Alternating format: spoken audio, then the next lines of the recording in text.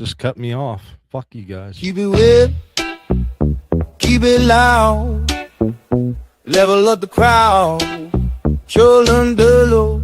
From the shadows to the surface, we ain't backing down. Aliens, conspiracies, what's real, what's feared? Welcome to the show, keeping gaming with Joyce Legends, late night sessions, minds in overdrive. From response to real talk, yeah, we keep it live. Mental health check, pause the game, breathe in. Community strong, yeah, we all gonna win. Who's got the flame? Our flames in the zone. Who's going nuts? Wild master on the throne. Pixel to reality, we blur the line. From UFO sightings to your favorite grind. Strange worlds, deep dive, late night theories. Ghosts in the code of just bad memory. Every voice matters, yeah, you're part of the stream. Not just a podcast, this is bigger than a dream. Keep it weird, keep it loud, level up the crowd, Joel Lundu. From the shadows to the surface, we ain't backing down.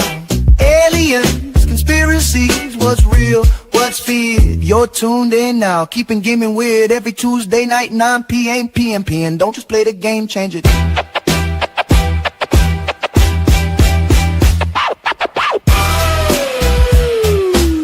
Don't just play the game, change it.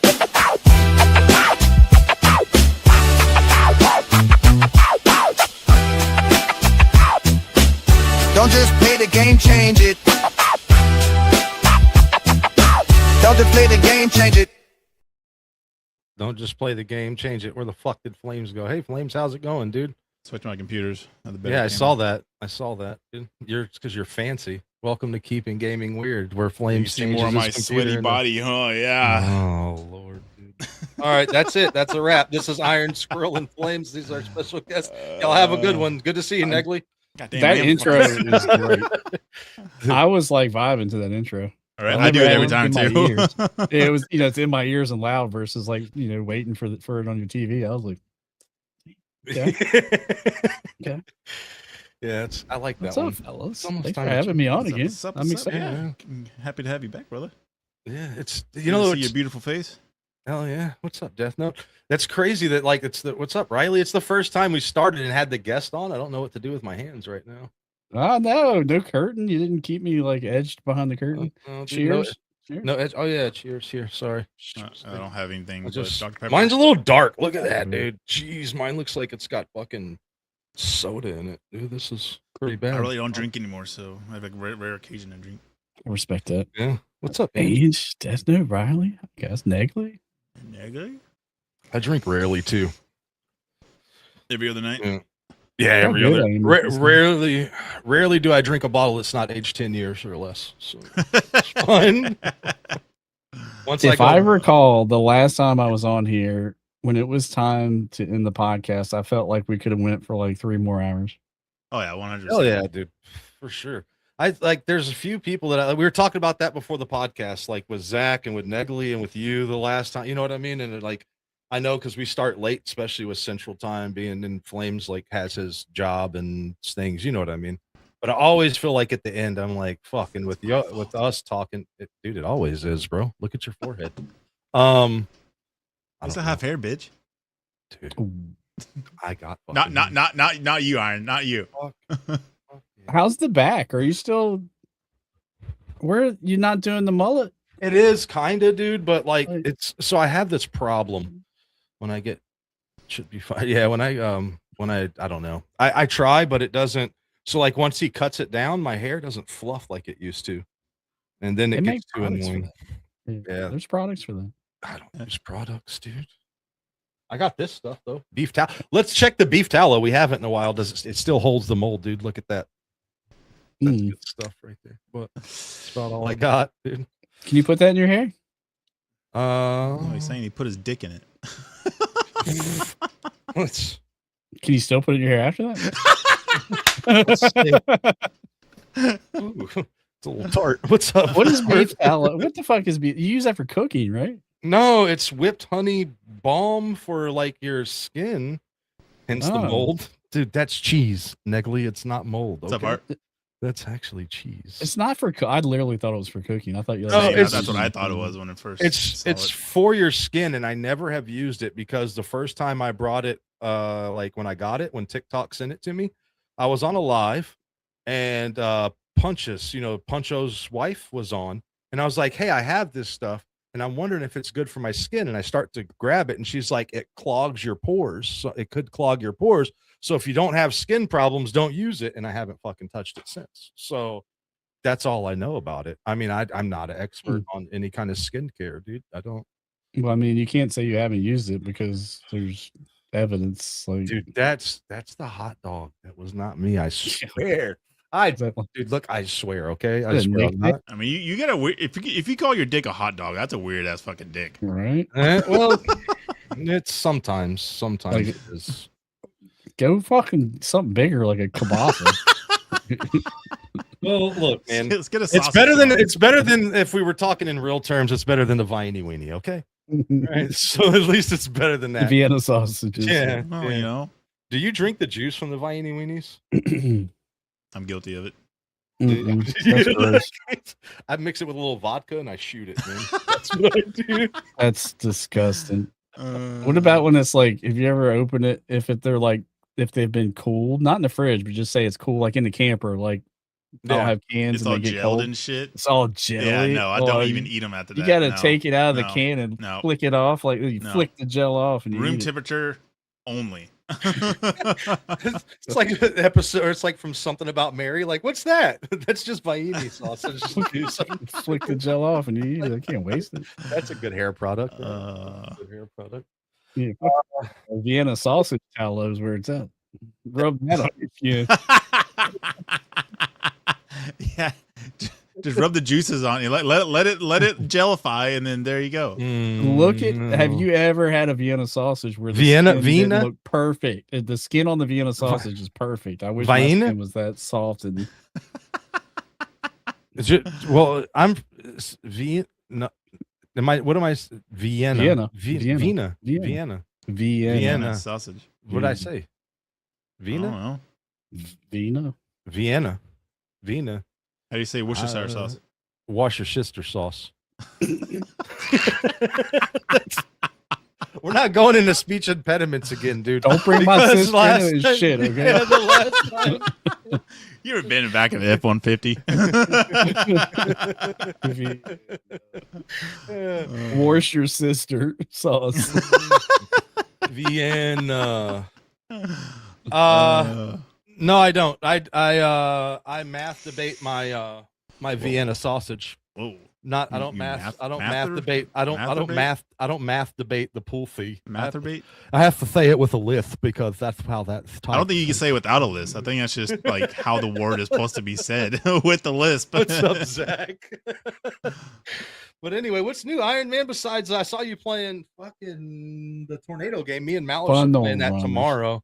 Funnel Runners. Saw you playing that again. Other than that, what's new in your world? Funnel Runners is refreshingly a different concept, which I can fully appreciate where we're at in gaming right now. Like I guess it's not too different than Phasmophobia, other than you don't have ghosts. You're not hunting for a ghost. You have a tornado hunting you, but it kind of has a Phasmophobia feel as far as the game design. But man, the sounds and the visuals are fantastic. I mean, it and the sirens, that siren that goes off and the house starts shaking that you're in and the power starts flickering and it goes out and it's completely dark. And the next thing you know, the roof of your house just gets ripped off while you're inside of it. It's golly, man. I was on the edge of my seat. Dude. I was stressed out. I was having like an anxiety attack. Like I haven't played it since because I was waiting for Malice. And you know how I am, like I start playing a game and I start going.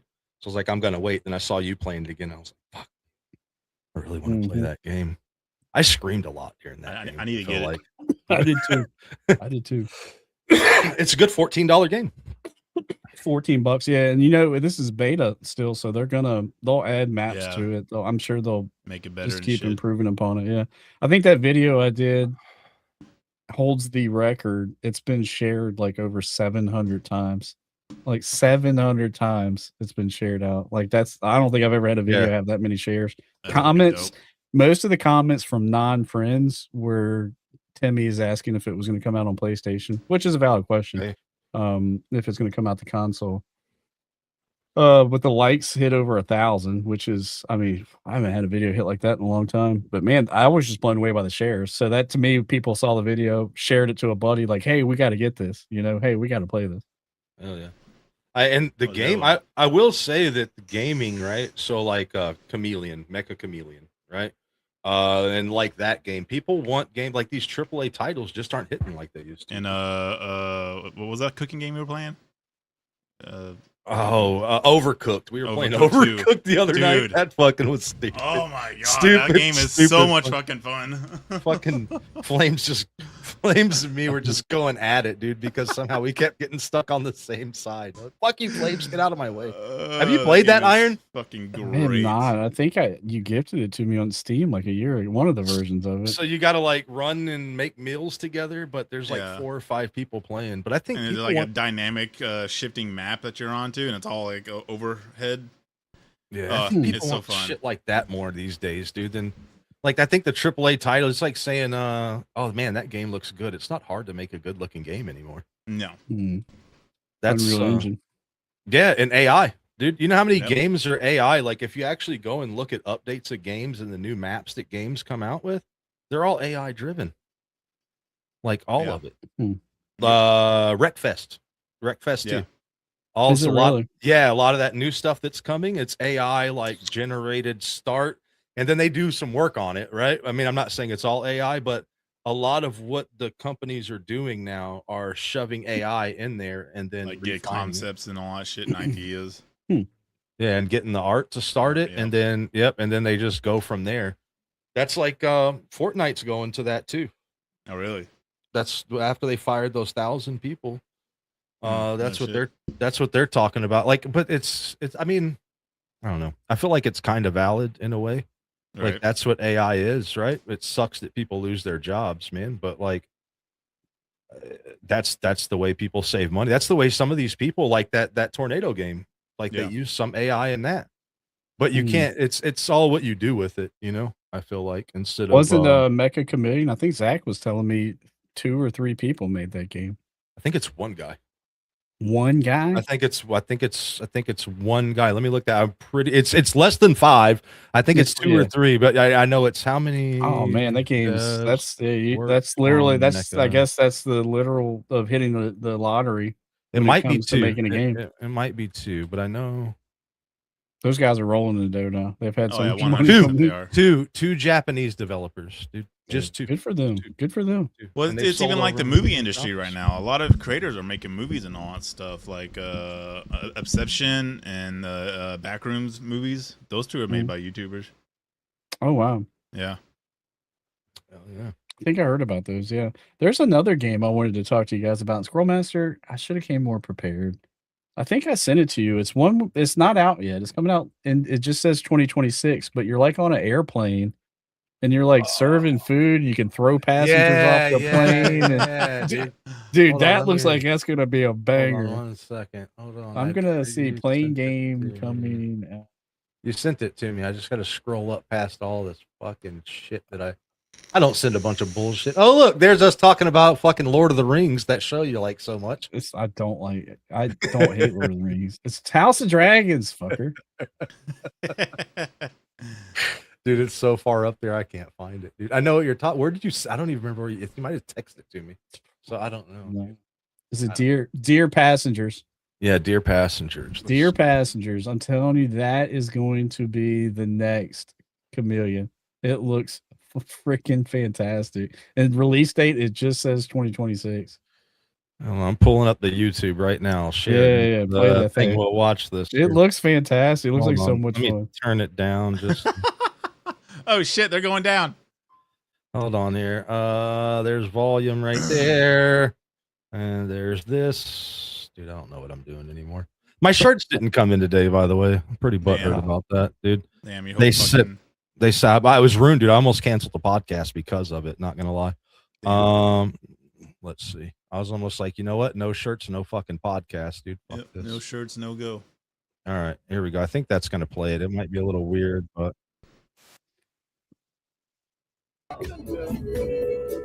Here we go.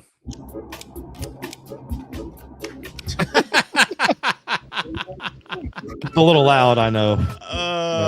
Fucking You pat actually on the get to head. drive the plane too. I mean, like it's like you board them, get them seated. That's coffee breaks. He just fucking threw Trump out of the plane. Look, you got to work on the plane while it's in the air. Oh, that's great. Oh. The fucking nuke. You can fucking barbecue?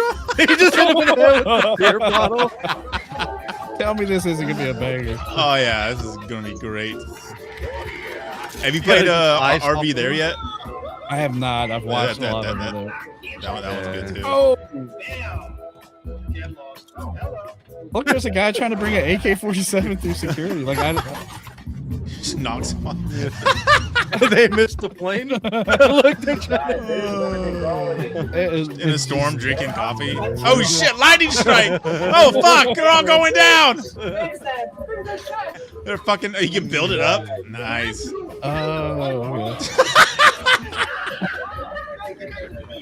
Just all fucking gone. Yep. Fucking minigun. Yeah, dude, I don't know. There's so much going on. And you have to, and you got to fly the plane. There's no Fly way. the plane, navigate the plane, No dodge way. fucking He's lightning pushing a strikes. burger cart around while people are getting sucked out of the plane. Yeah, man, I can see us having. Oh yeah, that's gonna be That was great. fun. They're throwing cocaine out of the fucking Oh no! the fucking No, the- the nuke. Why is it cut off right when the nuke falls on? It's fucking Why does great. it cut off right when the fucking nuke? Best believe I'll be doing a review for that one. That's Yeah, fucking and so that hilarious. came across in a random Facebook. You know, you're just doing the endless scroll. Putting that You on know, wish and it list. popped up, and it instantly captivated me. I was like, "What is this?" That's crazy, dude. That one looks good. That's the kind of games I'm talking about. People Yeah. want shit like that these days. Yep. The AAA titles, you know, like they're gonna come, right? But like, I don't think that there's. It's hard to compete with those fun games, dude. They're simple. Yeah. Perfect examples, Forza. I was so excited for Forza. I think I played 15 hours. I haven't touched it. Like I just can't. I don't understand why. It's beautifully made. Yeah. It runs fine. It just nothing's pulling me back to it. I can't explain it. Even when my friends are playing it, I don't feel like playing it. I'm not gonna lie. Like it's like I don't know. Forza- Once you get done with it, it was done. I don't know how. Forza else to for me explain is like a game over time. Like Yeah. for me at least, you know, if I have a niche that like, oh, I want to go build cars, and I bring up Forza, go build a couple of cars, tune them, make liberties for them, then I get the fuck off. Yeah. It's still, I mean, it's still a fun game. Like, I guess, you know, like if I was going to jump on and play it, nothing's wrong. That's the thing too. Like you said, Brian, like nothing's wrong with the game. No, it's a great It's fucking not- game. It's an awesome game. Yeah. Like it's not that, like the only complaint that I had was those, the bracelet races were like no lose situation, you know? Yeah. They were just so simple. Other than that, and there was too many, off-road courses, I feel like. for Yes. Japan. Yeah. It's same. But if that was the only two complaints, like other than that, it still is a cool game and you can Yeah. make your own race routes. So it's not like you're stuck to that because you know you can map your own, like, so you can go and be Yeah. like, hey, I want to run this road as a race and make your own race route. So it's still, yeah, I can't. But the other games that we play, like Mecha, like even that tornado game, fucking Phasmophobia that's been around for a long time, the other side. A lot of those games are those games that are $20 and less, and they seem to hit really well. You know, Arc Raiders is like I still play it here and there, but like that game is really falling off. You know, Yeah. it's hard. Rewind 99 is a good one too. Yeah, that's a multiplayer video store game. Oh yeah. I've seen you play. I that think one, I saw Zach play that. Yeah. Yeah, it's you can do a little video store, and you got to go beat up red boxes. Remember the old red box? yeah. So you have to beat them, and then you can steal the tapes out of them and go to the store and put them up for rent.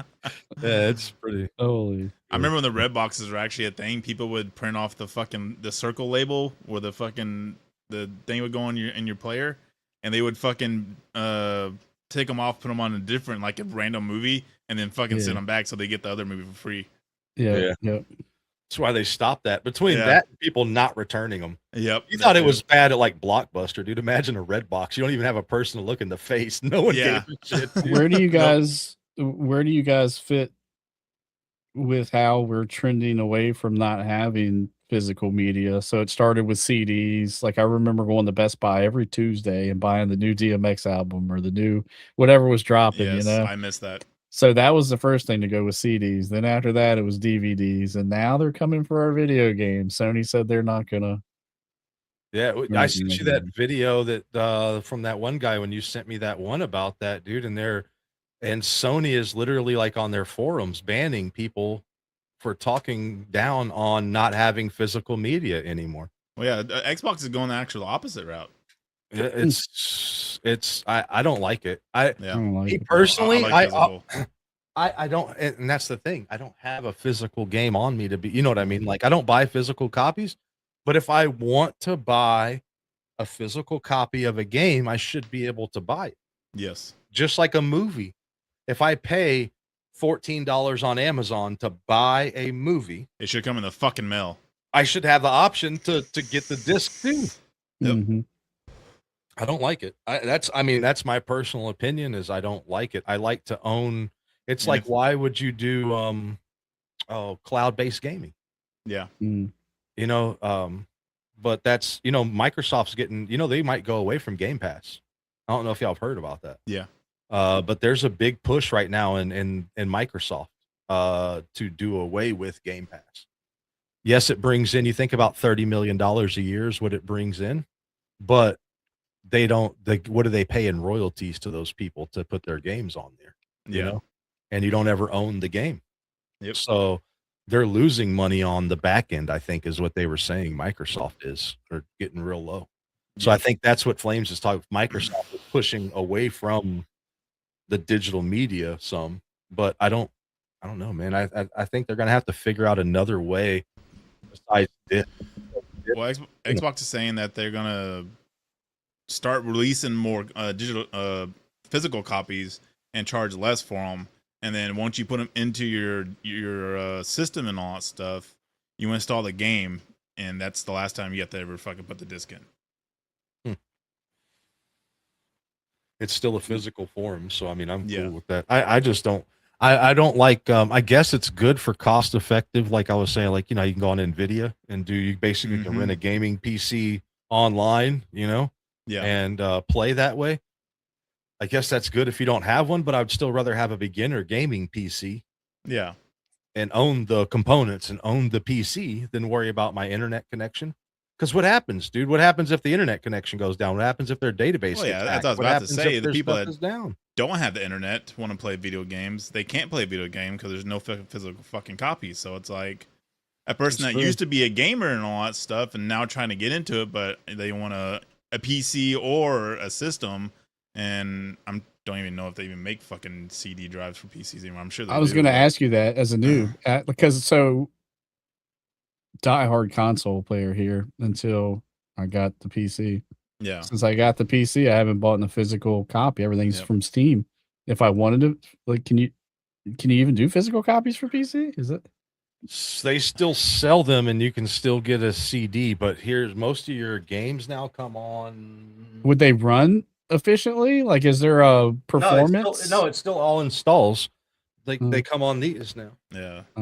So you USB put in your drive. USB drive and then it pulls all the game data and it installs it just like you're installing it from online, but you don't have to download it. I would still go to GameStop if they sold USB drives for games. I would rather have the physical. I'm old school like that. I mean, I still have PS1 and PS2 games. Like, they're.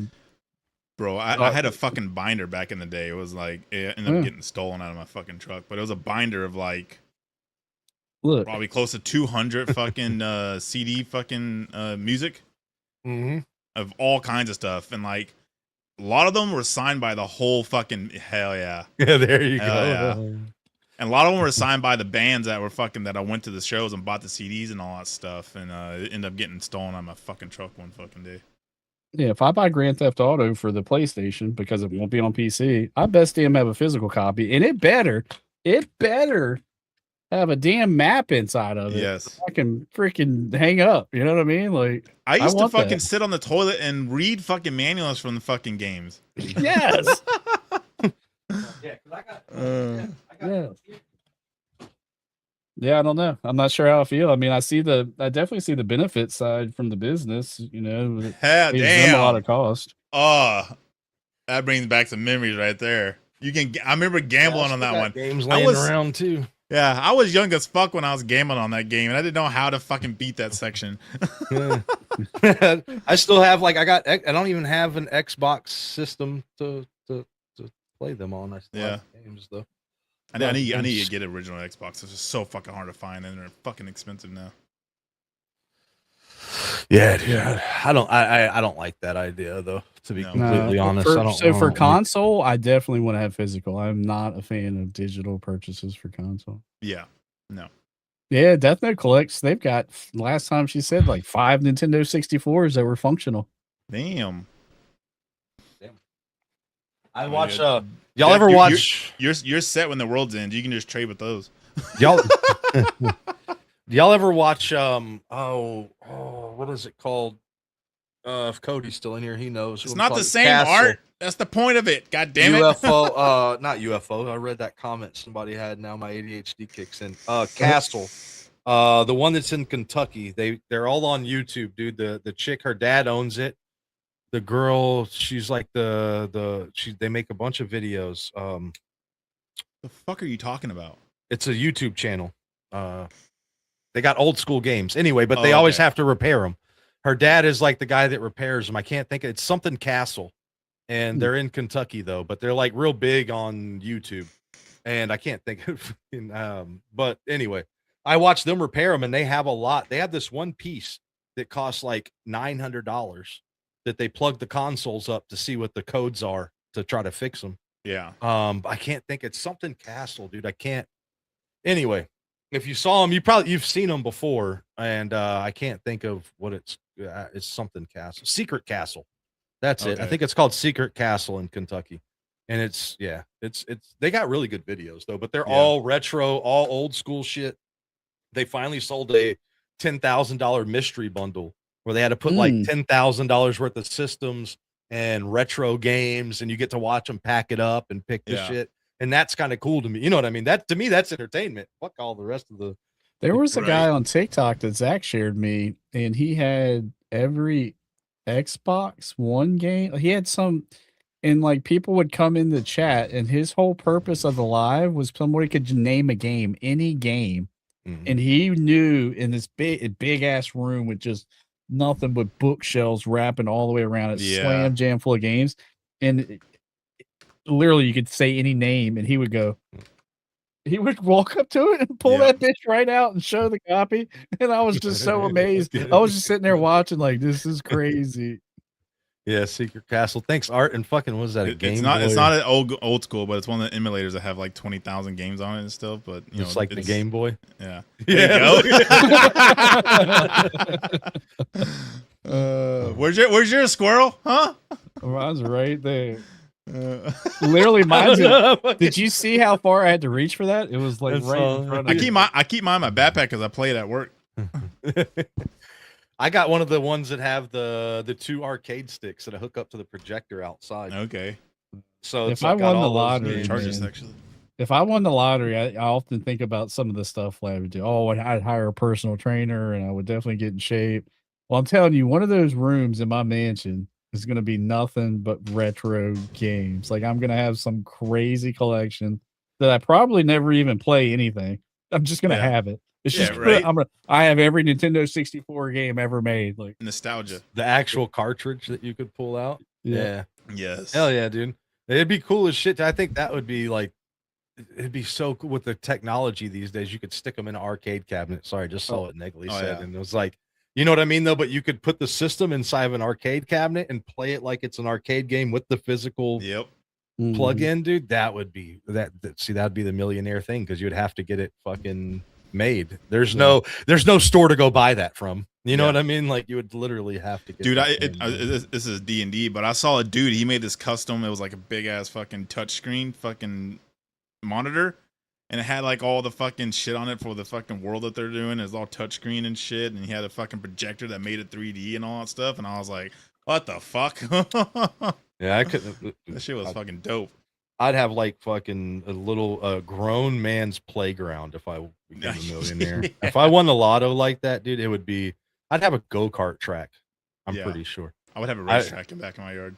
Who was that played for? He went from Jacksonville to Houston at the end. Keenan McCardell, I want to say. I think I went by his house when I did door-to-door sales. Yeah. And that dude had a fucking go-kart track in his basement, dude. That I couldn't imagine. Like, just imagine that. Fucking Squirrel Master's gonna have Neverland Park number 2. Yeah, dude. I swear, dude. There won't be any questions when I win the lotto. There won't be any. You just like start seeing, like, look at this, look at this, look at this. Oh, he There'd fucking just be won signs. the lotto. Yeah, he won the lotto. Yeah. He won the lotto. Yeah. I would have so many fucking cars.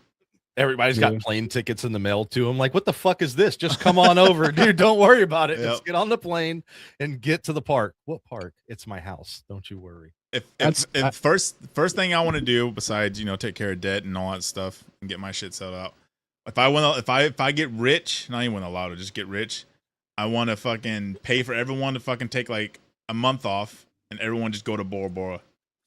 Yeah. Hell yeah. Never been there. Never been there. I would still be your guest on the podcast, and you'd be like, it would start out like this: "Hey, Iron Squirrel, welcome back. So let's get into the story.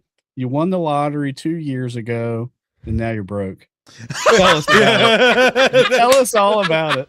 How did you spend $87 million? He's missing a fucking tooth. His hair's all fucking long and missing and shit. I'm literally sitting on a mound of video games. I'm sitting on a chair made of Nintendo 64 cartridges. Like a throne. Fucked up I'm like, mullet well. growing out now. Like, Well, like, what the hell happened? I got to go back to work, guys. I got to get done with the podcast kind of early. I got a meeting in the morning, dude. I thought you won the lotto. Don't worry about it, dude. Don't worry. $86 million. Don't. Gotta pay these taxes, shit. dude. That's literally, you'd be working to pay taxes. That's what would happen after that. All he's got is That's a fucking crazy. internet connection and a fucking PC now. Thought who was already rich. I don't think there's any of us up here that are Not no rich. $86 million rich. Nope. I'm rich with love. Yeah. Yeah, I'm rich in Yeah. friendship and happiness. Yeah, you're right. I am rich. Well, here's a good one for you, Iron. Since you got a question, now I got one for you, and then Flames can answer too after you get done, and I'll answer, I guess, if I need to. But that one that I popped up there, if streaming or gaming, if the streaming and gaming community disappeared tomorrow, and you had to explain to somebody why it mattered to you when it was there, what would you say? Do you just mean streaming and like online gaming, but video games still exist, or everything's gone? The online so no streaming, the community of the online streaming, like like the people that you've met through I'm giving answers there, but online gaming's still there. Like I could still get on Fortnite and play with. We can run with that, I guess. We could just leave it to streaming. Say streaming. That makes it a doesn't little exist. easier. The streaming industry went away. Let's just say that. Let's just go with it's the gone. streaming. No more streaming industry. But you're back to it, and you were explaining to someone why it mattered when it mattered. If it was gone, you're in Discord and explain to your friends. Yeah, like so. Say laws got changed, right? And it's copyright. You're not allowed to stream any video game because it's piracy or something, right? Like say something like that happened. Yeah, not allowed to stream video games anymore. It sucked. Yeah, I'd be pissed off, but I'd get over it. I've made so many good friends, like you, Flames, like you, Squirrel Master, like the people in chat, the Neglies and the Death Notes and the Rileys, Anges, and just Artemis Prime, everyone, just the people we've met. I almost feel like my heart is full. I'm not sure how much room. There'll always be more room, but I feel like if tomorrow it stopped, I'd be okay because my heart's full already. You know what I mean? Yeah. Like I've met so many good people along the way, and that's not going to change that. It's not going to take that away. It'd still be a bummer, but hey, we can still get online and we can still play video games. Now, if you took that away, if that was the other part of the question, damn, that would hurt, man, because there's a lot, not just me, but there's for so many people, gaming, that connection that you have, that fun you have, those talks you have, are so important to people. Man, so if you took that away, that would be I might we might start World War III over that. Yeah. You take my outlet away. I'm no longer here. So just being so real. So your answer then would be because you met the good people that you've met, right? Like that's The connections. that would be why it was important. Yeah. Yeah.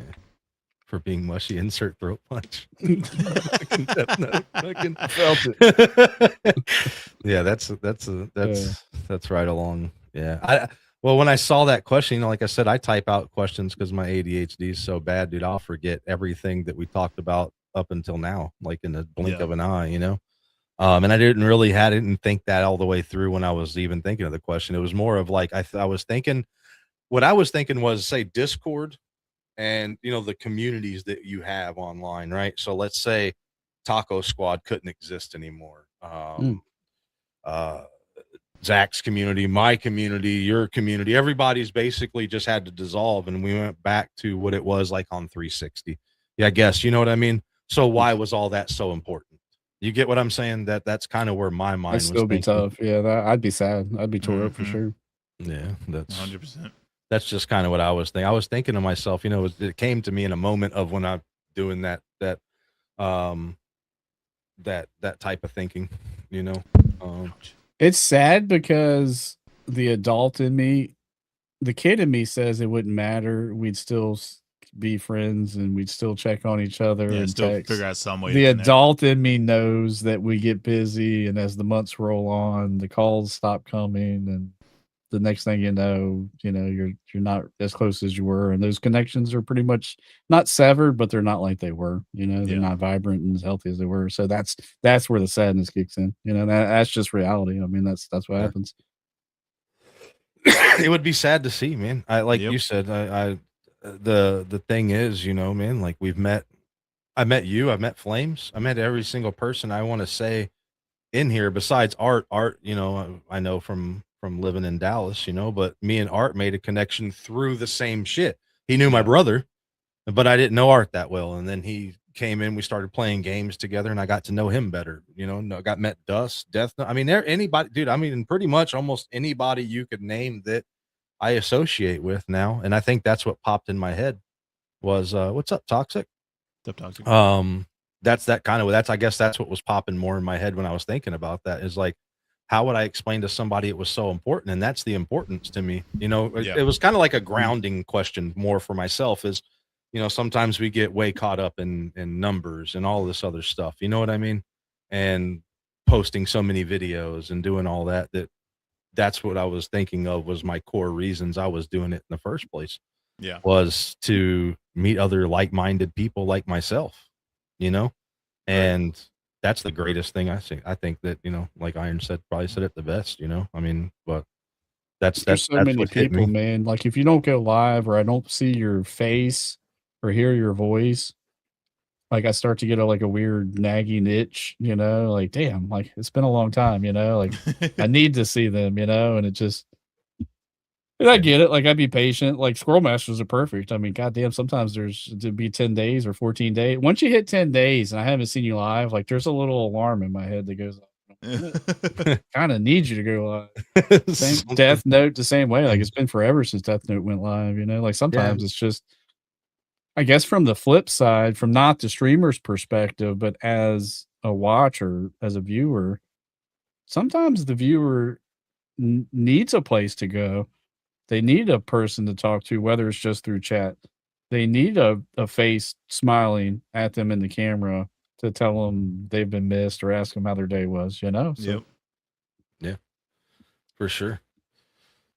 For sure, man. Yeah, it was just one of those, you know, like those, it wasn't the, I don't know if I want to tell that story about when I was meditating and that commercial came on. So I'm just going to leave that as it sets, man. That question, I'm telling you, those questions came to me somewhat whenever I do that. You know, I think I've told you before, you know, I sit in silence a lot, you know, and do those things, right? Yeah. And, you know, I was sitting there and then that commercial came on and it was like, what the fuck is going on? What is this? What would Jesus do for you? No, it was like, It was like, do you suffer from premature ejaculation? And I was like, why is this on my? But Iron's like, I knew you couldn't fight it. Why did you even? I knew he was gonna say it. When he said he wasn't gonna say it, I knew he was gonna say it. Oh shit. Yeah, it was fun to catch Toxic. There's one of the people right there, like you were talking about, though. I met Toxic through streaming and, right, and doing that stuff, but hadn't seen her for a while. And then this morning, I think before I went to bed, me and Roy played Fortnite for a little while, and we had a great time, dude. You know what I mean? And catching up and those kind of things. But those are the people that like I said, dude, I wouldn't trade it for the world, man. All the ups and the downs, and you could take all of everything else away, man. The people that I've met in doing this is probably the biggest takeaway that I have from any of those things. But you mean right now? Yeah, Art, right now. Right this moment, I'm suffering from it. Okay. I gotta be right back. I need 5 minutes. All right, Okay. does Flames have a question, or do I get to pop my? No, Pop it. Go for it. I'm gonna Mine's gonna be a bit of a change of pace out of gaming though. Like mine's gonna start going more to. Let me So The fun topics. Aliens. it just guy. It just I don't want to say guy talk. Just we are guys just talking, but it's not meant for just guys. Let me say it that way. Par, sorry. I was just saying hi to Par from last episode before you say something. How old are you, Flames? How old is Flames? 28. Fuck Flames. No, you're not, dude.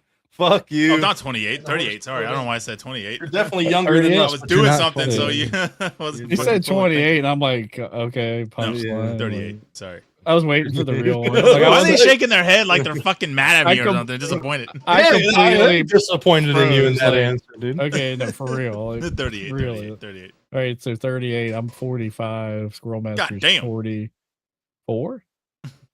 44. I'll be 45 November. Okay, yeah, 45 in November. I'll be 46 in December. So I'm the oldest. I'm the fucking oldest motherfucker. Besides, and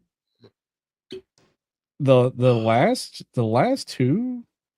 2 years, like you just start to see things. You see people pass away, right? I've seen a lot of friends' parents pass away in the last couple of years, and I've got a really good friend circle, outside of streaming, like people I grew up with, people I've known since literally since kindergarten. I'm still best friends with. I went to a baseball game last Friday with a guy that we were in kindergarten together. Like that's how deep of connections we are. We've watched each other's, some of our parents pass and family. And so it's things we go through life together.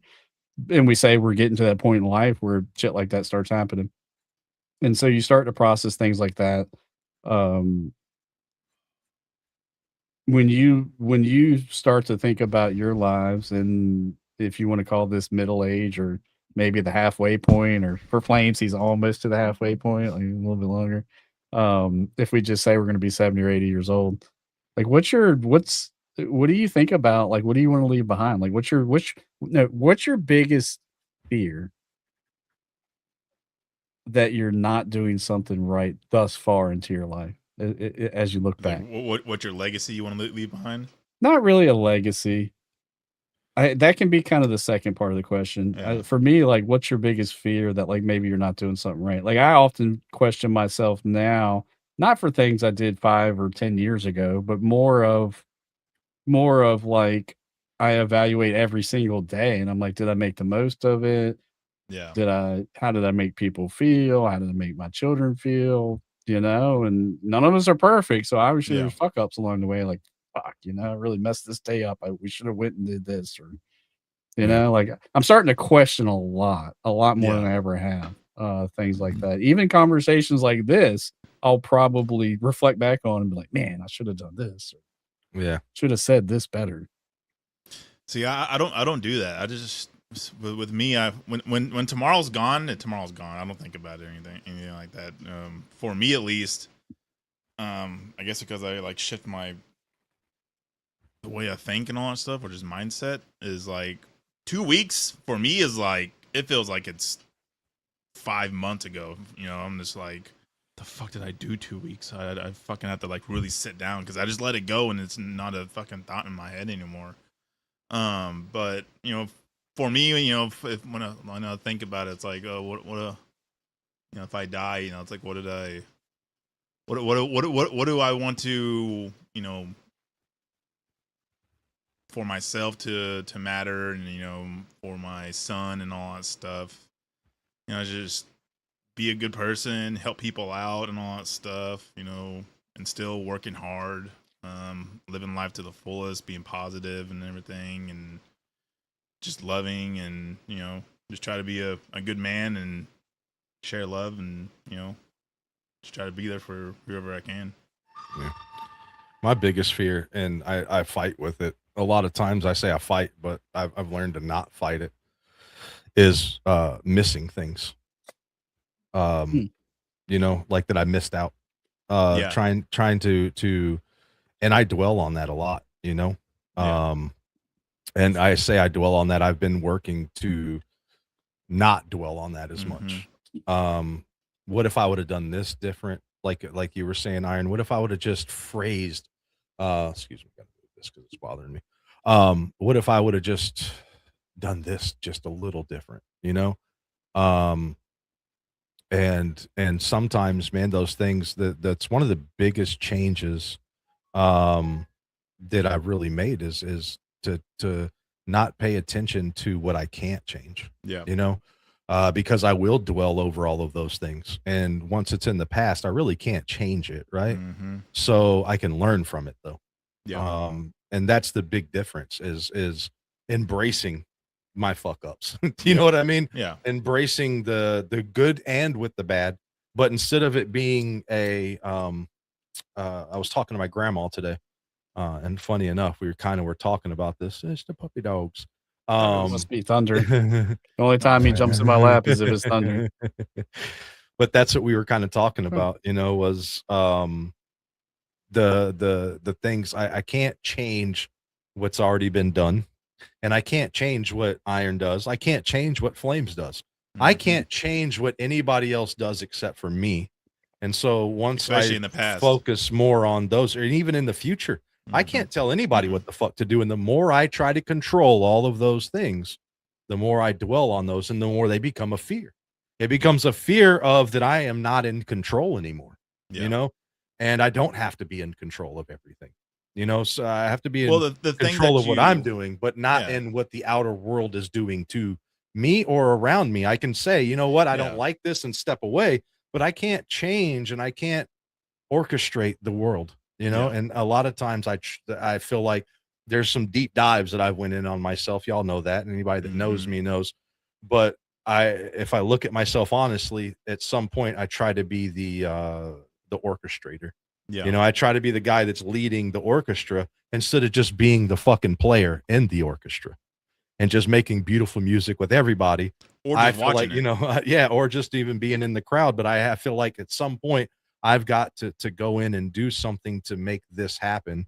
And I feel like, and that's where I go back to, well, if I could have done this, and that would have made that better for that person, even good or bad, like I wish I could take everything away from everybody. If you have a struggle, let me go help you. But I can't help you can't do that for everybody. And the sooner sometimes we realize that, and realize you have to be limited internally, take care of myself. Exactly. That's what I was about to say. You got to be limited for who you try to, because you're only one human. You can't branch out and help 50 people at once and all that stuff. You gotta. I mean, there's the reality of you have to limit yourself of who you can help and all that stuff, because if you overburden yourself, then you're not used to good to anyone. But then you look back on it and go, well, I could have. You know what I mean? And then you go, well, I shouldn't have. Well, then it can turn into anything. You know what I mean? The more we look yourself up on it and all that stuff. You always want to do something different. But that's my biggest fear, is being left out, like missing things. And I know it doesn't seem like that to some people, because I miss a lot of stuff. You know what I mean? Because I am busy. But one of my biggest fears, and it's been my fear since I was a kid, man, is being left out. I want to be a part of everything. I want to go and see that. I want to go and, or you're doing this, I want to go and see that too. Not because of a comparison, but because I don't want to miss out on a good time. I want to be a part of it. And you can't do everything, you know? So I don't know. That's more where mine's at, is time. Evaluating what balance. I try to find balance in everything. I think it's some Japanese or Chinese proverb that talks about balance somewhere. But the older I get, the more important I see how it, if you're talking about your health or what you eat or how you spend your time, whether finding the balance to things is absolutely one of the most important things you can do in life. How your spending habits, finding balance to that, you know? Um, your work life balance is huge. And I guess the older I get and the more precious time becomes, which it just gets preciouser, preciouser, preciouser, pressure more. It gets more valuable by the damn day. Let's say it like that. Time gets more valuable by the day. And so I often find myself evaluating how I'm utilizing time a lot, whether it's, am I working hard enough? Am I focused enough on work? Am I having enough game time? Because I want to have fun and play video games. But oh, am I going to the park? Am I going to the campground? Am I going to see family enough? You know, like it's those kind of struggles that I find myself fighting week to week.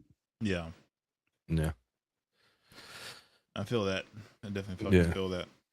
That's go ahead. Last weekend, 4th of July, it was 4th of July weekend, campground, live band. I'd been drinking a little bit, and my mom, if I could show you a picture of a 66, I hope she's not watching, she'll love me. Her birthday's this weekend. I think she's 66. She's so vibrant. She dances to music. She doesn't drink. She doesn't need alcohol. Like she could just party. She just has fun. I hope I'm not healthy when I'm her age and can do those things and have that attitude in life. But Right. she went up to the damn front of the stage of this band playing, and she was just vibing out. She's just dancing. 66-year-old woman was just getting it. And you know, I stopped. I left my siblings, and I walked up with my mom, and I stood next to her, and I put my arm around her, and I just started dancing with her, and then tears just came out of my eyes. And it was because I knew there was a day I wouldn't be able to do that. Yeah. Oh yeah. So that's like, I don't know if it's 'cause I'm getting older at the time, but you start thinking about things like that, you know, like it just, it hits you right there. Yeah. Yeah. How You much start, time you do start have? evaluating stuff more. So you start valuing stuff more as, you know, Oh yeah. ultimately you get closer to death. You know, the older we get, the more closer to death we are. It's just a matter of fact. But, you know, with us humans, we're loving and caring, and you know, we're social people. So it's just part of that and all that stuff. And that's the it's stuff hard. that And it's hard, very hard. that's the stuff that I miss. Like when I was talking to my grandma, man. You mentioned that, dude, and that starts to make me think of that. You know, Yeah. She's dude. Come here, she still buddy. goes Come out. here. Bring She's it in. yeah. That's. But She's doing because good, man. Like I'm Yeah. sorry, like, but Yeah, she's no, fine. She's I- perfectly My- healthy. I understand. And I exactly where you're probably coming look from. like a fucking psycho tearing up, and the front No. the fucking band's right here in front of me, and I have tears coming, you know, and I have Yeah. my arm around my mom, and she's You're in the moment, man. That's what she's that's what that dancing, is. you know, You're in the and moment. something just hit me, and I was like, "There's gonna be a I day was- this isn't gonna happen." That's my favorite thing. Sorry to cut you off, Squirrel. That's my You're good. favorite thing in this life is when I'm in the moment. Time stands still for me, you know, like when you're truly in life's moment and all that stuff, and nothing else is going on. You're not worrying about the fucking bills. You're not worrying about, you know, the stresses of life, and you're just truly in the fucking moment. It's just like, you know, that and that instant right there, I think that's what the meaning of life is, you know, when you're in that moment. Yeah, it's like my grandma. You know, she was my middle school principal. She's 8. She's in her 80s, dude, and she still goes out country and western dancing. Yeah. And Damn like, right. yeah. So I mean, she's getting older. You know what I mean? And she doesn't be able to move and all that stuff. But she plays. So she's, what is it called when you can play music by ear? So she doesn't really read music, but she can play the piano right off. Like if she hears a song, she can play it. And we were talking today though about when, like what I wouldn't give to, I was telling her that she said, do you remember when I used to try to teach you to 2-step and you'd be stepping, you would just stand on my feet and I'd carry you around.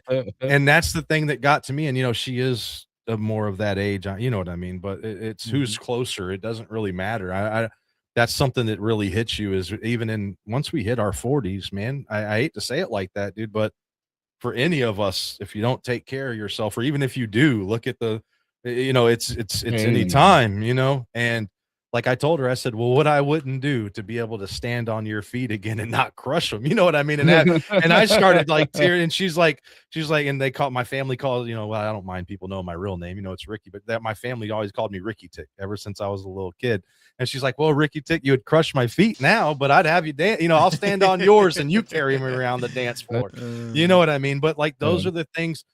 Before it was more about like big events when we were younger, you know, that's what we remembered. And now I think the older we get, the smaller shit really matters. Yeah. Oh yeah. Same with me. Those the those little things small that matter to me. moments, man. And I think that's, and I'm not, you know, near, but I think that's probably what you were thinking. It's those moments, man. It's not the For me, it's like big parties and the random meetups at my uncle's and my whole family's over there. It's just a random spur of the moment. Like I hold those in my memory forever, you know? Yeah.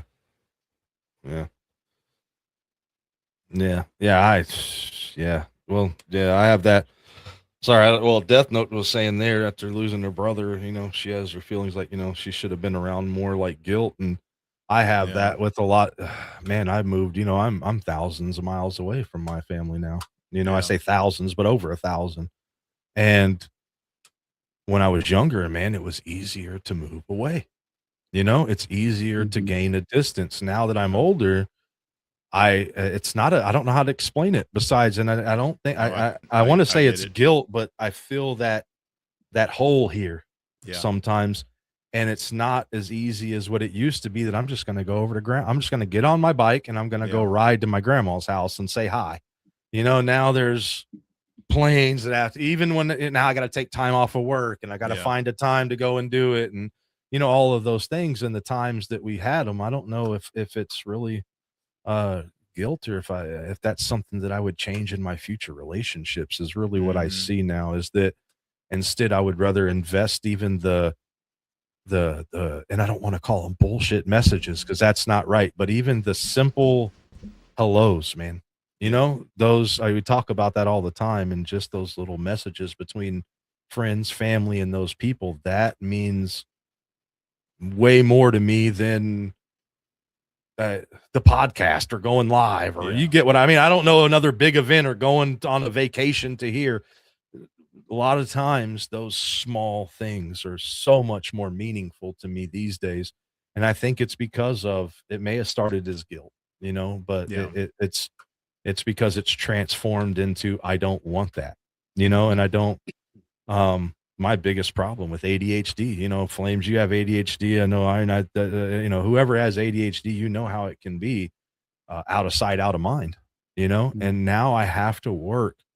I work at it, but I do work at keeping in contact with people a lot more, because it's not that I never cared before, but I care more about doing it now. You get what I don't know if that makes sense. I still cared about it then, but now the action of doing it, I care a lot more. I used to have the mindset of, well, no one's checking on me, so why the fuck should I check on anyone? So there for a long time, I was like, fuck everybody. I didn't give a fuck about my friends and all that stuff, because my way I saw it, if you ain't checking on me and I'm checking on you for a long time and I'm getting nothing back, then fuck it, we ain't friends. I'm done. Yeah. But then now I had to change my mindset and all that stuff, and I was like, you know, I don't give a fuck if they don't checking on me. At least I'm checking on them, you know. I said that to my grandma about my grandpa one time, when she was like, you know, your grandpa was waiting for you to call him. I said, well, he's got my number. Yeah. And that's the fucking last time I ever said that. Not because anybody else said anything to me. Yep. I realized he don't got to fucking call me.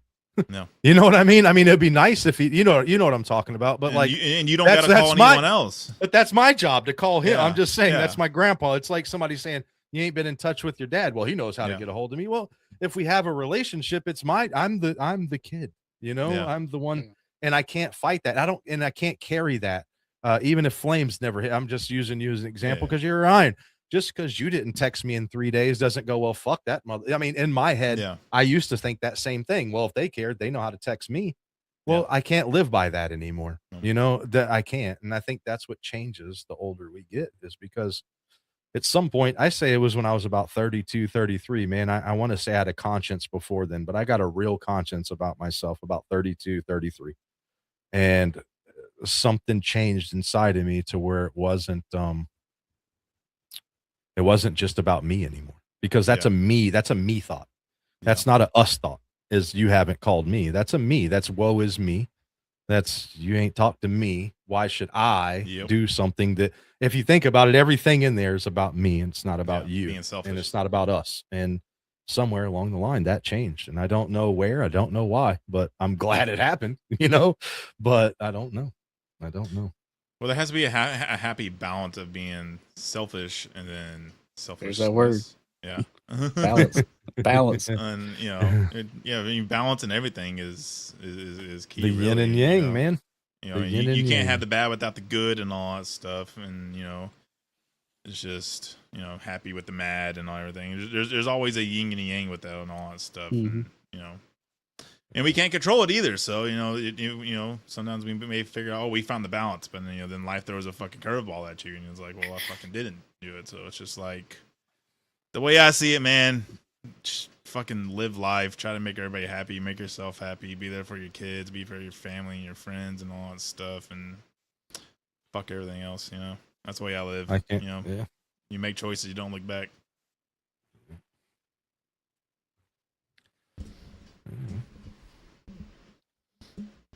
All right, we're wrapping up there. Deep.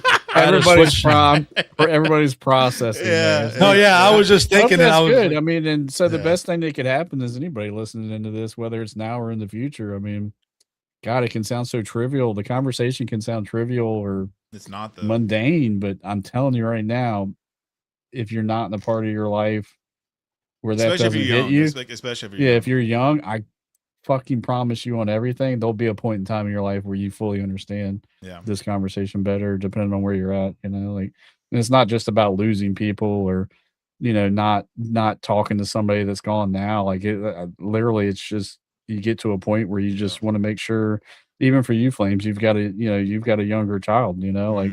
That's how you choose to spend your time, every precious moment with that kid. At some point in time, you're going to look back on that. Like, should I have done more fun things? Yeah. Should I have done this? Should I have done that? I think I've definitely had a big, when he was born, I had a big shift in my life, and all that stuff. And I had to slow down and not doing all, because before he was born, I was a adrenaline junkie, fucking jumping out of planes and fucking doing all kinds of stupid shit and everything. But after he was born and all that stuff, I stopped all that shit, and slowed way the fuck down, shifted my mindset and everything, all because of him. He's I love my friends and family, but he's number one in my book. He comes first over everybody. So the big life shift in my life when he was born. So I sold my motorcycle. When I had kids, that's because I got a bike and not a fucking motorcycle, man. Because of him. Fuck, where I live nowadays, it's not even safe on a bicycle. Yeah, you can run over an heartbeat. That's funny. You talk about the only time I've ever rode a motorcycle. I don't know if I ever even told y'all about this, but I don't know if you can tell on camera. But if you saw it in person, this tattoo has been covered up, and it was the way you can kind of see the dots in it still, right? So my buddy got a Predator. You know what those are? The Kawasaki's that have the Ninja motors in them. Yeah. I think that's what they're called, as a Predator or something like that. Anyway, but they're sit down bikes, but they have a Ninja motor in them. Yeah. I was in Odessa, Texas, dude, and getting the tattoo done, and we took a break, from the session, and he's like, "Man, you could jump on it and ride it, dude." And I fucking Raptors. I hit it, and I gunned it too much, and I fucking got squirrely all the way across the road, dude. The fucking the kick or whatever it's called, the parts that come out on the side where you set your feet. Did I fucking I shinned that bad boy, laid it down in the middle of the road, almost got ran over by a car because I couldn't stop. Slid a brand new tattoo across the pavement, dude. Damn. The last time, and then the next day is when I fractured my head out there at 8 Mile in Odessa. The next day, I had a 450. I had a fucking learn from the day before. No, dude, I had a 450 EX, a Honda 450 EX, and I was out there riding, and somebody in a Raptor started wanting to race. Right, I popped a fucking tire. Nope, give me another beer. Watch this. I popped a wheelie, and I came down and I hit a bar, a piece of metal that was sticking this far out of the ground, and it sheared my A arm off. Fuck. And I fucking hit the ground. Next thing I know, the paramedics are there cutting my pants off, all kinds of shit, dude. I'm bleeding out of my eye socket, Jeez. and I don't have any kids, so but I can only imagine at that point sobered me up enough that I have not been back on a 4-wheeler or a motorcycle since. And it's not that I couldn't ride; it's the stupid, I was drinking yeah. and it was really stupid. I had no helmet on. Yeah. I had no. Oh, dude, I'm lucky to be alive, and I think and even at that age, I was 22 at that Yeah. time, and like I still have that fear if I get on one, even in the garage. You've seen pictures, Flames, or I think you have too. Iron In, I think both y'all have. There's a 4-wheeler out there, and there's fucking go-kart or Yeah. golf cart and all kinds of shit, right? But even when I help people work on their 4-wheelers sometimes, dude, I have a fear of, it's not that I lock up and I get scared, but in my head I go, you know what, I ain't fucking touching it, dude. I'm not doing it, because I don't think the next time I got that good of ability, man. You know what I mean? Like I think that was I don't have 9 lives, I ain't a cat, dude. That was my one and only use up of the that. last time I was on a fucking motorcycle or just a dirt bike. It was a dirt bike I was on. I got fucking launched into a pile of railroad fucking ties because of the grass was all fucking grown up, and I didn't know they were there, and I thought I can just drive through because it was all flat, and nope. Woo! Yeah, busted my knee all to fucking shit and everything. I almost fucking passed out, and it was my grandpa was still alive, and he was there. And I was talking to him, and I almost fucking passed out, and I headbutted him in the fucking face. So he fucking punched me in the fucking nose. He's like, "What the fuck is that for?" I was like, "Grandpa, I think I'm about to pass out because I crashed." He's like, "Oh, go sit down." ATVs, especially the sport ATVs, like the Raptors and stuff like that. Yeah. The 450. Man, I remember them things are fucking fast. Yeah. I mean, they will be on 2 wheels like Yeah, and they're instantly. light as fuck too. 80 miles an hour, just Rough Riders. Mine had a cam kit on it and everything, dude. Yeah. Mine was like super. I was driving 18-wheelers at the time, had nothing to do besides fix up. I had an 81 Camaro that I just drove when I came home to Odessa. That was my daily driver when I came home. And I had a fucking 4-wheeler, dude. Like, what else do I put my money in? You know what I mean? And well, dude, yeah. I never got crazy. I mean, I went over 100, but like I never had any close calls on the bike. I was always pretty well tamed. No, not me. There was a neighbor that had a 4-wheeler, and I didn't know the person, but the story haunted me forever. It was in all like the newspapers and stuff. And as a kid, I remember my aunt and uncle. They lived right across the street from my aunt and uncle, but the kid was riding the 4-wheeler at night. I think he was like a 15 or 16-year-old, and he got decapitated by fencing or whatever that was up. And I guess he didn't see it was like a line, literally just full on. And I almost got decapitated. It was on a bicycle. It was when I was fucking young, but it's when I lived with my mom in Connor. I'm pretty sure you know where that is, Squirrel. Mm-hmm. And there was a hill that went down, and if you fucking angled it right, you go through the ditch and go straight across the yard and hit the fucking porch in your home. Well, we had a party. I can't remember having a party before or after, but my mom stringed some fucking rope, and it was white, and I didn't fucking know it was there. We're fucking hauling ass, and the thing just fucking took me the fuck off. I had fucking rope burn all fucking. I'm surprised I don't have a fucking scar from it, dude. Funny story. So 5th grade, like about 4th grade, 5th grade, we were allowed to ride our own bikes to school. Yeah. Do you remember the bikes that had the shocks on them when they first came out with those? The Huffies. They weren't really. I don't even think they were really fucking shocks, dude. I think they just put them on there and they were just plastic pieces that looked like shocks. Yeah. But I thought I was cool on this thing, right? I hadn't yet got everybody convinced that I need a mongoose or whatever put else. Your cocaine in the back tire. Yeah. And I didn't know how to tell, like then, you don't know how to tell a girl you like her, right? Besides try to pick on her, right? That's what we did, right? And so I was gonna hit her back tire out from underneath her bike, like just to pick on her. I don't know, dude. And I missed. All right. but I spun my front tire all the way around and I stabbed myself with the handlebar.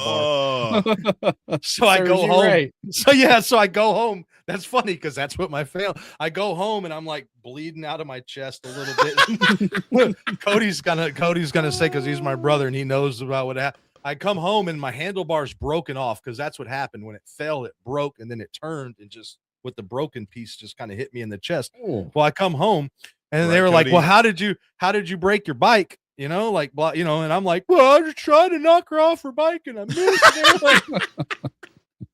So now I got a broken, and so my punishment was I didn't really get in any trouble because, you know, like I had blood coming out of me, you know, Yeah. but I had to keep that bike. So I had to ride this fucking one handlebarred bike to fucking school for all of 5th grade, dude, because of my. And they wouldn't. I was like, no, I'll just take the bus. And they're like, no, you're riding your bike to school, dude. You wanted to ride the No, bike. You motherfucker, wanted to this be ain't here. going down like that. So I'm riding, Damn. no handlebar, and I had to explain to everybody. And then of course, like the bullying from school, right? Oh, what? Your family's too poor to buy you another bike and all this. Ah, dude, no, it's because I messed up. All right. I have another bike My at home. own I could be stupidity. riding. Yeah, but anyway, dude. Yeah, the first time with pegs. Oh, dude. Yeah, first time yeah. thought I had a mongoose that was all decked out and shit. You know, double pegs on both fucking tires and Never all that made it shit. there. It had the free fucking hub that spin 360, so you can do bar spins and all that shit. We're all fucking wiped out on that bike so many fucking times. My knees, dude. If y'all can see my knees, they're just covered in fucking scars because we didn't wear no protection, no fucking helmet, no gloves, no fucking anything. It's just fucking ride Did or they die. even fucking- make bike helmets in the 80s? I Right? think they did, but I think everybody got made fun of that had them. Yeah. Oh, yeah. Exactly. And now you're fucking a dumbass and a fucking idiot if you don't wear one. Yeah. No, I was a dumbass on the next bike. The next bike I had, you remember the banana seat bikes that were red Oh, with the yeah. yellow Oh, yeah. seat? That's what I got for my next bike. Yeah, that's I would make fun of you. I saw you on a banana suit bike. I would be making fun of you. that was Oh, the next shit. bike that I was allowed that I got. And I like would be calling you not politically correct words. too. yeah, Like, dude, yeah. not allowed to say on YouTube. But I totally. dude, oh man. And it was like shortly after 6th grade, 7th grade, I played football. Then I learned how to fight because after that, I did get picked on a lot for that I banana bet. bike. Let me tell you, I try to buy the Emmett Smith shoes. I don't care how badass you are. You kick 5 guys' asses all on your own. If you leave the fight and get on a fucking banana seat bike, you lost. Okay, you You're lost. like- Hold on. Was it one of these? It's probably not it. But You still lost the fight. Oh wait, that's not me. Oh wait, that's not there. Oh, sorry, I'm hitting buttons. It was red. I could tell you. Yep, but it was red. So Oh, imagine that Lord. bike, but Oh, all red, Lord. and the seat was still yellow. That's it, dude, right there. But that's a Poor girl's thing. bike. That's a girl's bike Yeah. because the bar's too low. My bar was higher than that. At least it was a boy's bike, but that was it, and it was all red with the yellow bright. Dude, and the seat was immaculate. Right, so like it wasn't even torn up, so it could. That motherfucker was bright yellow, dude. It looked like a Hell banana. yeah. Looked like I was sitting on a fucking banana. They're $815 now. Now I want that motherfucker Yeah, back. that's retro. I saw the Retro. price, dude. I was like, now I want it back, dude. What the hell? Oh Mhm. man, that's crazy. Oh, dude. that's fucking hilarious. Yeah, I Good don't. fucking times. We were talking about who remembers me and Iron were talking about this now. Now that's since we're talking about retro, this comes to my mind. Who remembers pop-up video, dude, on VH1? Mhm. Oh yeah. Where they had like the video facts pop up or about the Yep, bands and all yep. that Yep. shit, dude. Anybody remember? That's just a random question that I have for who remembers that shit. Or Oh, when yeah. VH1 used to have comedy nights. VH1 had stand-up comedy on it all the time. I don't know, dude. Do they still make music videos? I don't know if anybody has music videos. I anymore. haven't watched TV in fucking forever, so I don't know either. I don't know if Like anybody. sometimes Spotify, like when you have Spotify up, it'll play like a video and stuff. And then sometimes it just plays like a loop of a Yeah, 2-second video. Yeah, or it just Yeah. plays like a couple of loops. Ask Jeeves. Hell yeah. Jeeves I used was Chat GPT. Jeeves is fucking Chat GPT. Oh, Like shit. that's the reincarnation. Yeah, dude. I used to ask Jeeves all kinds of questions. Oh no, I don't want to leave. Stay. I don't know what Flames is doing. Ask freaking Jeeves. He's having a breakdown over there. I did have it. What? What do you got? Yep, pop-up video. There you go. Yeah, With it would be those like, little did things. you know Brett Michaels, graduated Yep. high school Yeah. his junior year instead of his senior year? Yeah, just random, just All right. Like my pop-up video would be like, did you know that Squirrel Master went to school with Jennifer Love Hewitt in high school? oh, dude. So you would do? What if you did a stream where it had just random pop-up facts about yourself? I stopped peeing the bed at age 13. I fractured my head, and then it says underneath it, psych, I still pee in the bed. No, I'm just You know what it would do is it would, because you know how on a lot of streams, like you can tell, and people are busy. Like I get it, people they pull you up, they're listening, or they start to do stuff. Everybody's time is valuable, but I can guarantee you, people would less likely look away if they saw these crazy facts. Oh yeah, dude. That's Especially ones we can make fun of you about. Oh, dude. If you could just put randomly, and it's just like as a roulette wheel, and you don't know which one's gonna pop up. Some of them could be serious. At age 24, I got genital warts. Yeah. And then tell them there's a random chance that a fun fact about your friends or viewers will pop up, And then I'm like, this motherfucker better not put some shit I told him in secrecy up here. Oh shit. Like random fact That's pops up. funny. Iron Squirrel's terrified of aliens. Yeah. Flames is scared of the dark. Yeah. I'm not though. I'm not, just joking. That'd be fucked up. I I'm really afraid am of- terrified of aliens. Yeah. Especially with dude, there you go. There goes right into there. Since you're terrified of aliens, dude. Have you seen the newest releases this week? Goddamn. Which we're I don't- getting this, I'm gonna take a No. piss before we get in this. Which one. go ahead. Go ahead. They Well, which did I hate- another. There's been another government drop. Yeah. So that's what I hate about this, right? So I'm just gonna say this, even before he gets back. I hate that they're doing it like it's been explained to me by people that work in the government, and other agencies like that, because it cuts down on the fear and the panic, right? So the slower they release stuff, it cuts down on that, right? Is it building up? Yeah, I guess, dude. That's I don't know, but I hate how they're releasing it like fucking episodes of Love Island, like watch Game stay of Thrones tuned. Sunday Yeah, at 9 dude. p.m. Yeah, stay tuned and we'll tell you more. But now they're confirming that they're coming from the water. And blah blah blah blah. There's like some more. They released a lot of it that they're doing is reconfirming and releasing photos of things that have been said already. Mm-hmm. So that orb that they say that they shot that missile at and blah blah blah, right? So we talked And about this kind of last week. Shattered, like yeah. break out.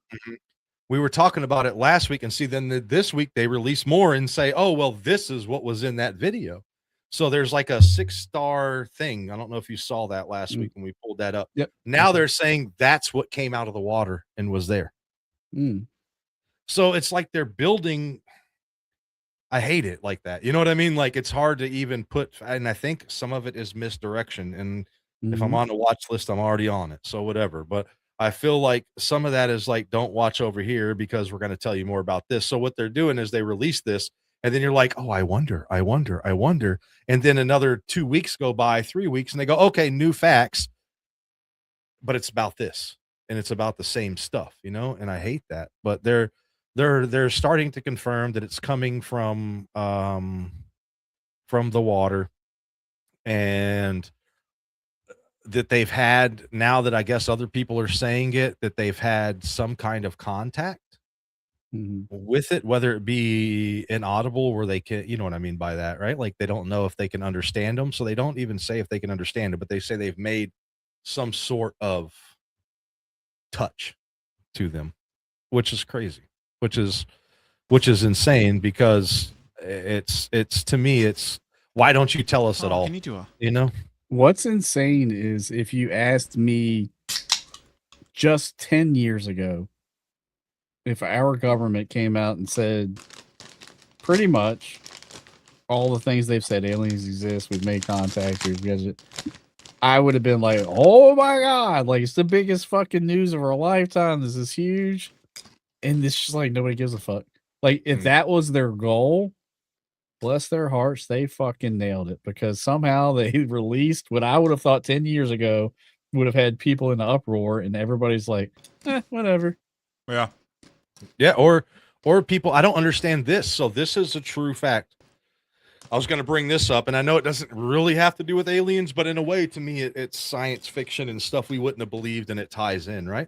So, they're doing in Silicon Valley, they've already approved armed robots. Mm-hmm. Okay. Now the government's pitching the idea around. Oh, of right? course. But if you would have told me that now, if we make a video, let's say we make a video about this little clip and we put that on somewhere, somebody's going to be like, oh, smoking crack. You know what I mean? Or you're, what's wrong? You think what are you talking about, dude? This is shit that we know would never, ever happen. This is stuff that if you said 10 years ago, you were almost committed to a fucking funny home, right? Now it's like, oh, now something's wrong with you because they think they're out to get you. Yeah. What else are you supposed to fucking think, dude? Why weren't we told about all? Now it comes out they've had this shit for a long time. They're not just releasing robots with weapons on them, and that's their first trial run. No. You know what I mean? So that to me, that's like the biggest part. I think they've done, like you said, they've done their due diligence with putting it in movies, making it funny, making it outlandish, and now that it's real, it's not real. You know what I mean? It's not even nobody takes it serious. Yeah, we're completely it's completely. If that was the psyop to desensitize us to it, it worked. Like even me, I'm not as excited as I should be. Yeah, I'm a complete space nerd. Like, just like they have us trapped in such a 2-dimensional world of go to work, pay your bills, pay your mortgage, better pay your taxes, better pay your taxes twice. It's like you're trapped in that mindset of whatever. I still got to go to work tomorrow. That's fucking depressing, bro. Yeah. Like if our civilization is literally so trapped in a cycle of pain, living, eating, paying bills, playing video games, watching podcasts, watch Game of Thrones, repeat, go to work, pay bills, pay taxes. And somebody says, "Oh, by the way, there's fucking aliens out there and they're flying fucking spaceships and shit. And they're coming out of the ocean. And oh, by the way, they're not fucking human. They're aliens." And everybody's like, whatever, I gotta go to work. Yeah. That's crazy. Did y'all know? It's just like, so we used to be real big on solar eclipses,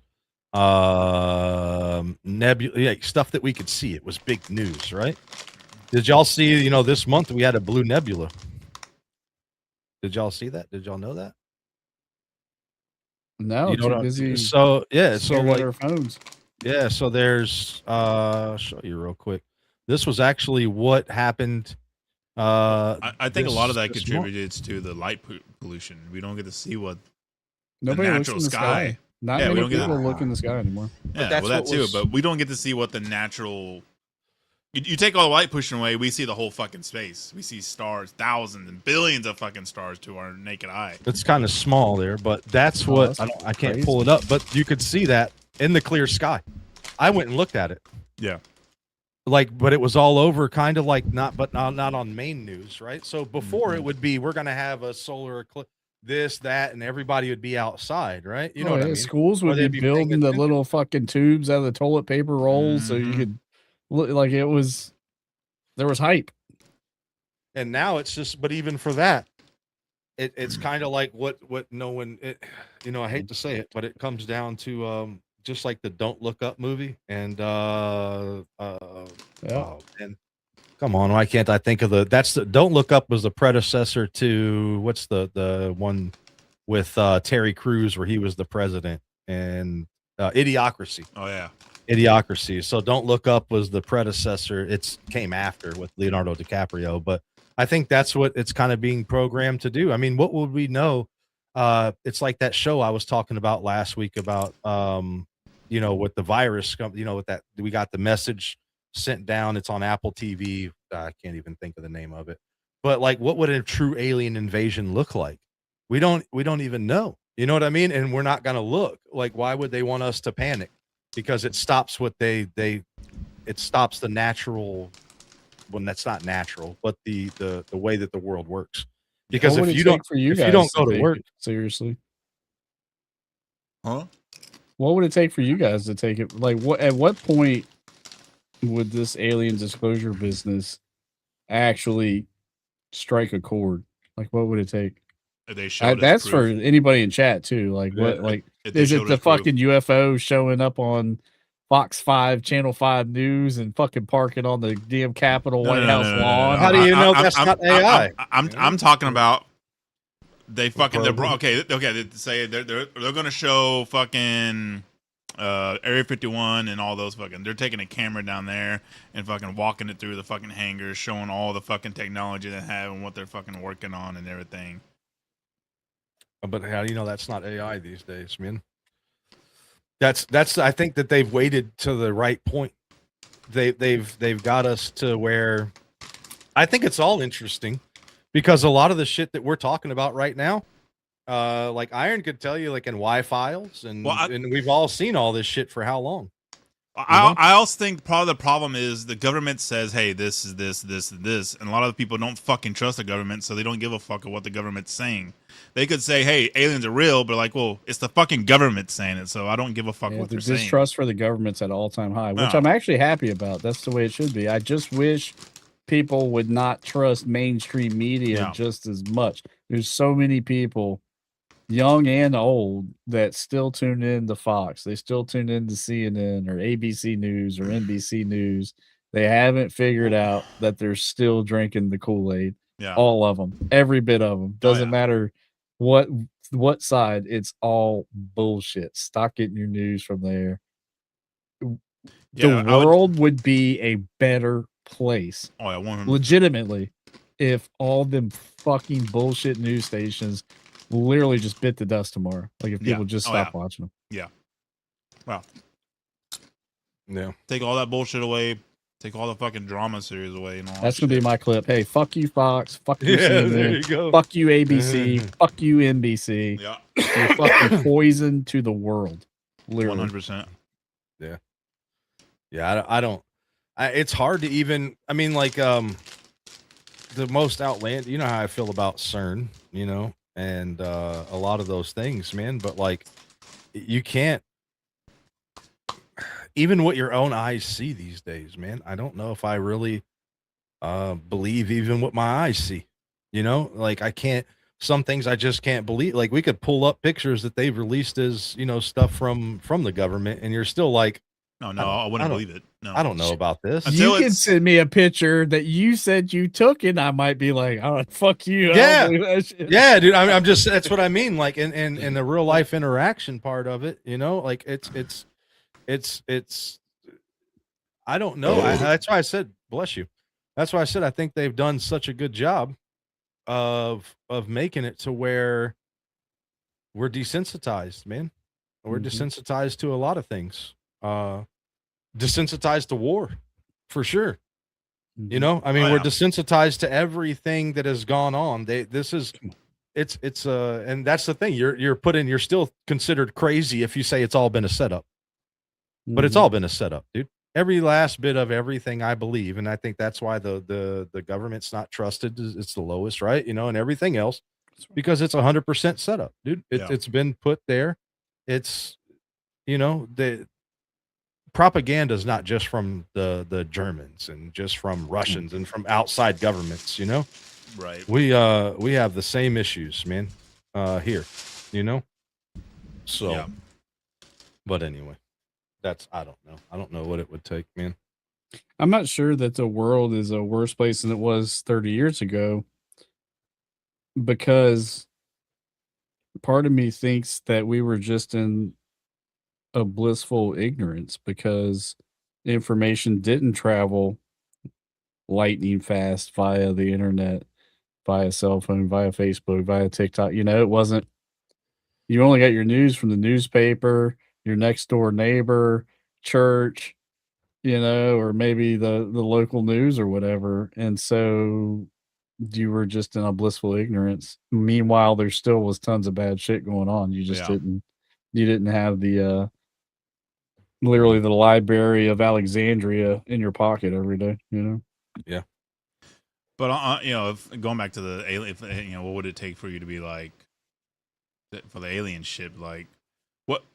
So how are we supposed to act? If aliens came down and was like, boom, and broadcasted and showed everyone, hey, we're stepping out of this fucking spacecraft at this time and this date at this fucking location, and then it's broadcast on every single technology that has a screen on Earth. How are we supposed to act? Like, what are humans that never have only thought we were the fucking center of the universe, and now all of a sudden, boom, we're not. Like how like, especially us three. Like, how are we supposed to react? Are we just lose our fucking shit? Lose our shit? First question I'm asking them, like, right? If I'm like on the news and they're like, Mr. Iron Squirrel, I almost said my real name, by the way, I almost said my real legal name. Mr. Iron Squirrel, what do you want to ask the aliens? And they're like, put the mic to me. I'm like, do we still need to go to work and pay our taxes? And once they say no, then everybody else in the world can be like, oh, okay, shit just got real. Yeah. I don't know, dude. I don't know if there's any. Man, but I'm saying, how would you react personally to it? Yeah, I don't know. I have no idea. Internally, how would you like? Boom. Okay, there's other life out there besides Earth. Yeah, I don't.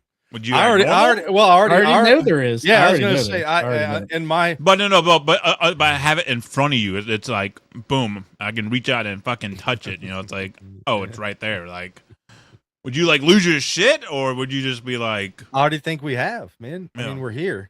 So, but we don't know. Yeah. None of us know that, though. I believe that there is and all that stuff. I think it would be more of, I wonder if they're gonna, if I need to prepare for a war that we're probably gonna lose. Because the thing is, here's the thing: if it comes down to, I'm sure there would be fear, right? I'm sure that there would be hesitation and all that, right? But the simple fact is, they found us. We didn't find them. We already lost. Yeah. There's no battle to fight, really, because if we had the technology to know that they were coming or to find them first, we might have a chance to win. But who says we have to fight, though? Who says we don't have to? That's the thing. That's a human thing. But at the same time, what human doesn't fire an AK-47 at them? Yeah, off in the middle of a desert. So I mean, I'm not even saying, just in general. Yeah, imagine these inhabited tribes, right? And they're the first ones to meet aliens. To them, there's no difference between an alien and us. To them, I mean, there's still tribes using the fucking sticks and stones. Yeah, and that have never seen people outside of their tribe. Yeah. So what if they're the first people to meet the aliens? They're not. Yeah, I mean, I'm assuming, and I'm 100%. Probably, I feel like right in this, because we act like we went to the moon in a paper airplane. So I mean, I don't think we may have some stolen technology, which we can get. Well, that's a whole long, deep dive into that we would have of theirs. I don't think we're smart, and that's the problem. No, we have it. I'm happy to be an American. I'm happy to be a human. I'm happy for my life, the chances, like we've talked about before. But I don't think we're the smartest things in this universe, dude. Man. I'm ready, dude. Much less the next one. They bring back the what's it called when you get pulled into the Army A-team? The draft. They open the draft up from anybody under age 60, and they're like, "All right, Flames, Squirrel Master, Iron Squirrel, you're drafted. Congratulations. We're shipping you your super secret laser fucking cannon gun," like, and it looks like it's from Halo fucking 5, like, and I'm like, fuck yeah. And, here's your bio armor, like let's go, boys. This our whole lives. All right, let me shoot you in the foot and see how it feels. Our whole lives they've been training us for this. Halo, Call of Duty, Fortnite. Fucking, I'll build a fucking wall. Yeah, I'm what's his name from Armageddon, dude. I'm riding the nuclear bomb. Yeah, there you go. What do you say? So I can feel the power. No, he says I can feel the power between my legs. That's what I'm. I mean, like, I don't know, dude. Like, I don't know what you would do. I don't. We've been training our whole lives for this, fellas. That's it. Yep. Yeah. I don't. Yeah, I mean, I don't know, dude. And some of these, dude, there's so much going on. Like, I don't understand how they're finding. Like, I know technology gets better and everything else, but how is our fundamentals, even like the food pyramid, because we know that was a scam, right? Yeah, But isn't that how's crazy? but how is that now flipped upside down, literally, right? And that's the basics. So we build from there, you know? Just don't let It's me so control much, the man. door Like of the we ship. were at dinner. I was at dinner with the kids last night, and it comes down to like salt. And so my kids wouldn't put salt on their food, which I was never a big salt person until I figured out that salt's actually good for you. Yeah. The only time sodium is bad is if you're at risk or you have a really high sodium, but high blood pressure, Oh those yeah, things. if you're But eating a like shitload of fucking salt. your body needs salt. Like it's okay to put salt in your food. But my kids were like, no salt. And like I used to be the same way. And now, like, through education and science and research, it's like actually your body needs a certain amount of sodium. Especially if you're sweating. Yeah. But yeah, I don't, I don't know how I would react, Yeah. I mean, I think I would be, I think I would, I would think that it would just be kind of like anything else. At first, it would be a shock, and then it'd be like, Yeah. okay, I think I would be like, that's fucking cool. Let's go do some cool shit. How do I tell you I'm your friend? Yeah. Jen said you're not allowed to control the door to the ship. Yeah, He yeah. will lock our asses out was the tornado. Suck us away. Did you open that door? Did you open that door? And I'm like laughing my ass off and can't say yes. He never even said in the game, in this fucking that funnel game, we're safe in the truck. And I'm looking out the window, it's fucking twisters just fucking tearing, mangling power lines. And all of a sudden the door starts opening. I'm like, oh my God, did you open the door? Did you? And then boom, it just gets sucked out into the tornado. Like, I'm going, like it's sucked And out. then you just hear Iron in the clip going, "Hey, did you open that door?" The He door never answered. Well, then he uploads a TikTok clip that actually has his full comms because he was on mute in the game. And he's like, yeah, open the fucking door. That's great. That's like that's funny. you. But first, let's not miss the part where you did it to me first. I did. When I was like, I know that where was she's for at. science. That was like I just wanted to Mine- see what would happen. Mine was too. Mine was for you knew what was gonna happen. Mine know was it's- for science. what's bad is that when you watch that clip, you see me try to close the door so that I can stay in, and the tornado sucks my ass Suck out. your ass out too. And I Yeah, got sucked out too. And I you was see like, him start. He's like, "What?" Could you imagine Funnel dying runners that way? That definitely would try. fucking suck. Oh, dude. Yeah, I'm excited. Squirrel Master said he was gonna help me reach out to like companies because I do have a passion, especially about games like that are just bangers and like off the radar for like I feel like I genuinely with that video, I genuinely feel like, hey, that's 20,000 people that watched that video. Yeah. 700 people shared it. I told Squirrel Master, I said, so 700 people shared it. They probably shared it to a friend or two that said, hey, I want to play this with you guys. So multiply that 700 times 2, maybe 3. It's worth at least a free game. Yep. You know what I mean? Like, hey, that's man, the thing. funnel runners work with me. Like, I want to. I'm telling you, I was telling. That's what I was telling you, Iron. Like, I feel like there's, man, I've talked to so many people about you don't have to be a big creator. Nope. And I was watching, dude. I don't watch Streamer University. I don't watch that stuff. All right. But I was watching a part that came up on YouTube, and it caught my attention because the guy was talking numbers. You know how I am about numbers, right? And he's like, look, I do this and I am sponsored by Red Bull, and this is my numbers breakdown. I pay this much a month for people and PR. You get what I'm saying? He broke it down. He said, I may make $3 million a month, but I'm paying out $1.5 million. You get what I don't remember what the exact number was, right? And he broke it down all the way to the top because, so this last month, how many people do you think went live on Twitch? Just throw off 3 a million. number. No, 9 million. God, Almost. Damn. So you take that, it was like 9,200,000 and something thousand or something crazy like that, right?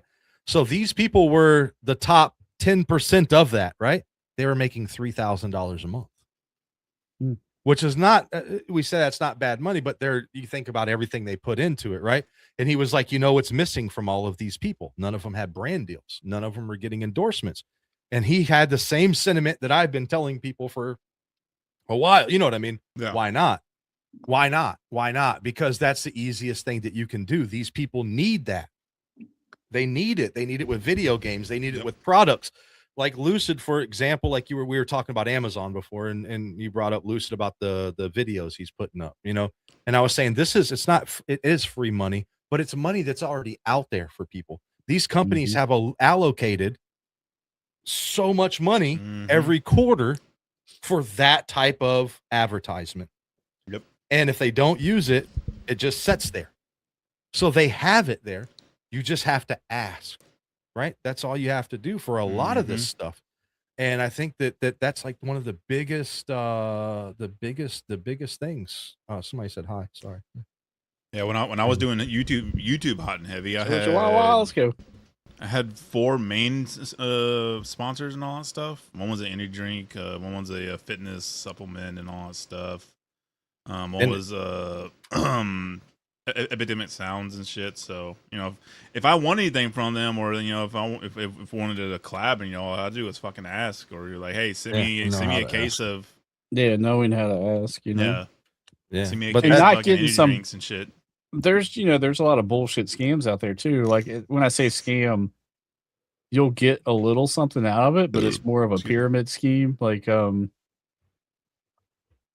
looking for legit partnership. Well, you go straight, and that's the thing is a lot of people, they think you got to have agencies, and you have like true agencies. And Iron, and Flames, before when I was streaming real hard up, I say hard up, but when I was going every day, everywhere I could, I had an agency. Come on. And they even told me, you don't need an agency to do this stuff. We can guide you and tell you how to do it, but you don't need us. And I was lucky that I knew the guy, you know what I mean? And he's like, dude, you don't need somebody to do this. You need to put something that's kind of like what Jen was saying, you know how to ask. You don't just go, hey, I am a streamer and I do this. No. Hey, I will dedicate these amount of hours to your games. Send me your games. And how hard is it to dedicate a 2-hour stream a week and make a video for it? You know what I mean? And to put that in a nice way. But I think people miss, you know what I mean? I think they miss that a lot. And those pyramid schemes, there's so many of those. Yeah, he said Dubby. I didn't want to say it out loud because I have a couple of friends that are partnered with Dubby, and I didn't want to offend anybody, but swear to God, that was top of mind. I was thinking Dubby, like they're doing that for their own growth. There's no real partnership there, it's like selling, what was it, Tupperware and shit people used to sell door to door, and that's all Dubby is. It's the streamer version of fucking selling Tupperware door to door. Well, you know who owns Dubby, right? Is man, Chef just posted a video from those guys, the ones from New Zealand. They were in fuck, why it would be on my mind if I couldn't think of it, dude. Anyway, dude, they were it doesn't matter anyway, but they were people that did content and did this stuff, right? And then they came out with that energy drink that's just like G Fuel and the rest of them, right? And then it's a way that they came up with it's smart marketing from them, right? You can't fault them for marketing, but it's something that everybody bites on and everybody wants a piece of it. And there's nothing free, in this world. And a lot of people think that, and you're not giving them any time. They're not just going to sponsor you because you send them an email and go, hey, I'm this person. No, I want to show them results, like I generally think Wreckfest 2 has probably gotten a lot of people. When I say a lot, I mean 1,000 people is a lot of people to buy a game. $1,000 times, or 1,000 people times $30 is $30,000. I mean, people think if I have a sponsor now, I can just do whatever. It's like, no, the sponsor requires you to do certain shit in certain ways and all that stuff. They want someone will ask you like, hey, I want a certain amount of commercials from you and all that stuff, or we have these collabs lined up in the future. You only do that. You need to do a certain amount of hours for this and all that stuff to keep your sponsor up and all that stuff. And that goes with any sponsor. You're sponsored by Red Bull or anybody. Yeah. And a lot of what the video games people want is you may be on, there's a lot of us, like I told you, Iron, I knew of that game before you messaged me that day about it, right? But that made me pull the trigger. Right. So that's the thing is that these people, they can already have it. But when they see a video like yours or like somebody else's, they relate to that more and they go, okay, I'm going to pull that trigger now. And that's what happens. That's Peanuts big draw. You know what I mean? That's Yeah. Peanuts big thing that he showed with Arc Raiders. And that's why those streamers get that stuff is because it's something they can see and they're like, you know what? I'm going to hit that button now, you know? Yeah. Whereas when it's just them doing it, there's no actual footage. There's no gameplay, you know? But yeah, he did vaping and candy. That's why do I think that the guys from, man, I can't think, maybe it's just me being totally wrong, but I can't think. I'll think of them when the podcast is over, and I'll be like, "That's what I should have said." There we go. Yeah, I should have said that. That's how it goes. But yeah. So here's their latest Funnel Runner's latest post on Steam says we are at 100,000 runners, meaning they sold 100,000 copies. If they've only sold 100,000 copies, that can't be right. If they've only sold 100,000 runners, and let's just say my video sold 2,000 copies, that's a fucking 2,000 copies of 100,000 is actually a pretty good percentage. You know what I mean? Like, Yeah. I'm not saying give me $1 million, just a shout out. Like, Yeah. I mean, that's let's start working with these companies some because yeah. it said 700 people sharing my video tells me 1,400 people may have bought a copy because of that. That's Yeah. me sharing it to Squirrel Master. We both buy the game to play together. That's two for every one share equals 2 purchases potentially. And then on top of that, once you get in with those companies too, what a lot of people don't realize is that, and they know you stream. That's what I was telling you about too, Iron, is they will put you, if you ever look on Steam and they say live, right? And it shows those people are just picked from the people that contact them. Because half the time, I'm not going to lie, dude, and I'm not throwing shade to anybody that does it, right? But it's not even that interesting of a stream when it's on there half the time. No, I saw one, dude. I saw somebody was on Steam streaming the game. It was featured like that, which was the first time I'd ever seen that. I didn't know that was a thing. Yeah. I'm not going to name any names. So I don't even remember the guy's name, but yeah, it wasn't an exciting stream. He wasn't very flamboyant. He wasn't energetic. He wasn't like, and those are the people that are, that's what wasn't entertaining. It wasn't entertaining, you know, like me, I'm fucking like, holy fuck. Yeah. There is a whole section of streaming on fucking Steam, just in case you wanted to know that. Yeah. Yeah, I did not know that. Yeah, that would be. But those are the people that shoot that shot, man. You know, Yeah. I mean, that's like the thing. It's you know, there's been people, I don't want to mention names because I don't like to talk, you know what I mean? But there's been people that I've helped through AI. Like you know, AI used in the right way can definitely be a tool, because if not, we would have to sit in front of Word for how long, find somebody that check your English, check all that stuff, right? Where with AI, you can go, hey, my name is this, these are the stats, this is my page, write me a professional letter to these people, right? And it'll do that, and it'll do it over and over again in a personalized manner. But there's so many people that they didn't think that some things were possible because they were so small, right? Yeah. And because the numbers didn't add up, and because of this, well, you can't. The only time I guess that's when we were talking about fears. That's a big fear I have. Like I was saying, like missing out and not doing something. We're gonna miss, you know, the failures you have in life. You will regret those a lot less than chances not taken. You know what I mean? Yep. Like I look back at my life and I don't regret my failures near as much as I do going, I should have done that. I should have gave that a shot.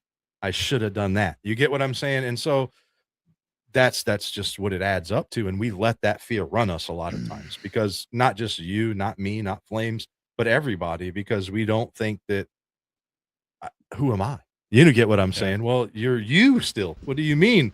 You have people like Chihuahua was saying, that's because you're the GOAT. You have people that think that, and it doesn't matter. Your inner perception is not what everybody's outer perception is. You get what I'm saying? And that's where we miss that at a lot of time. Yeah, no regrets. But No regrets.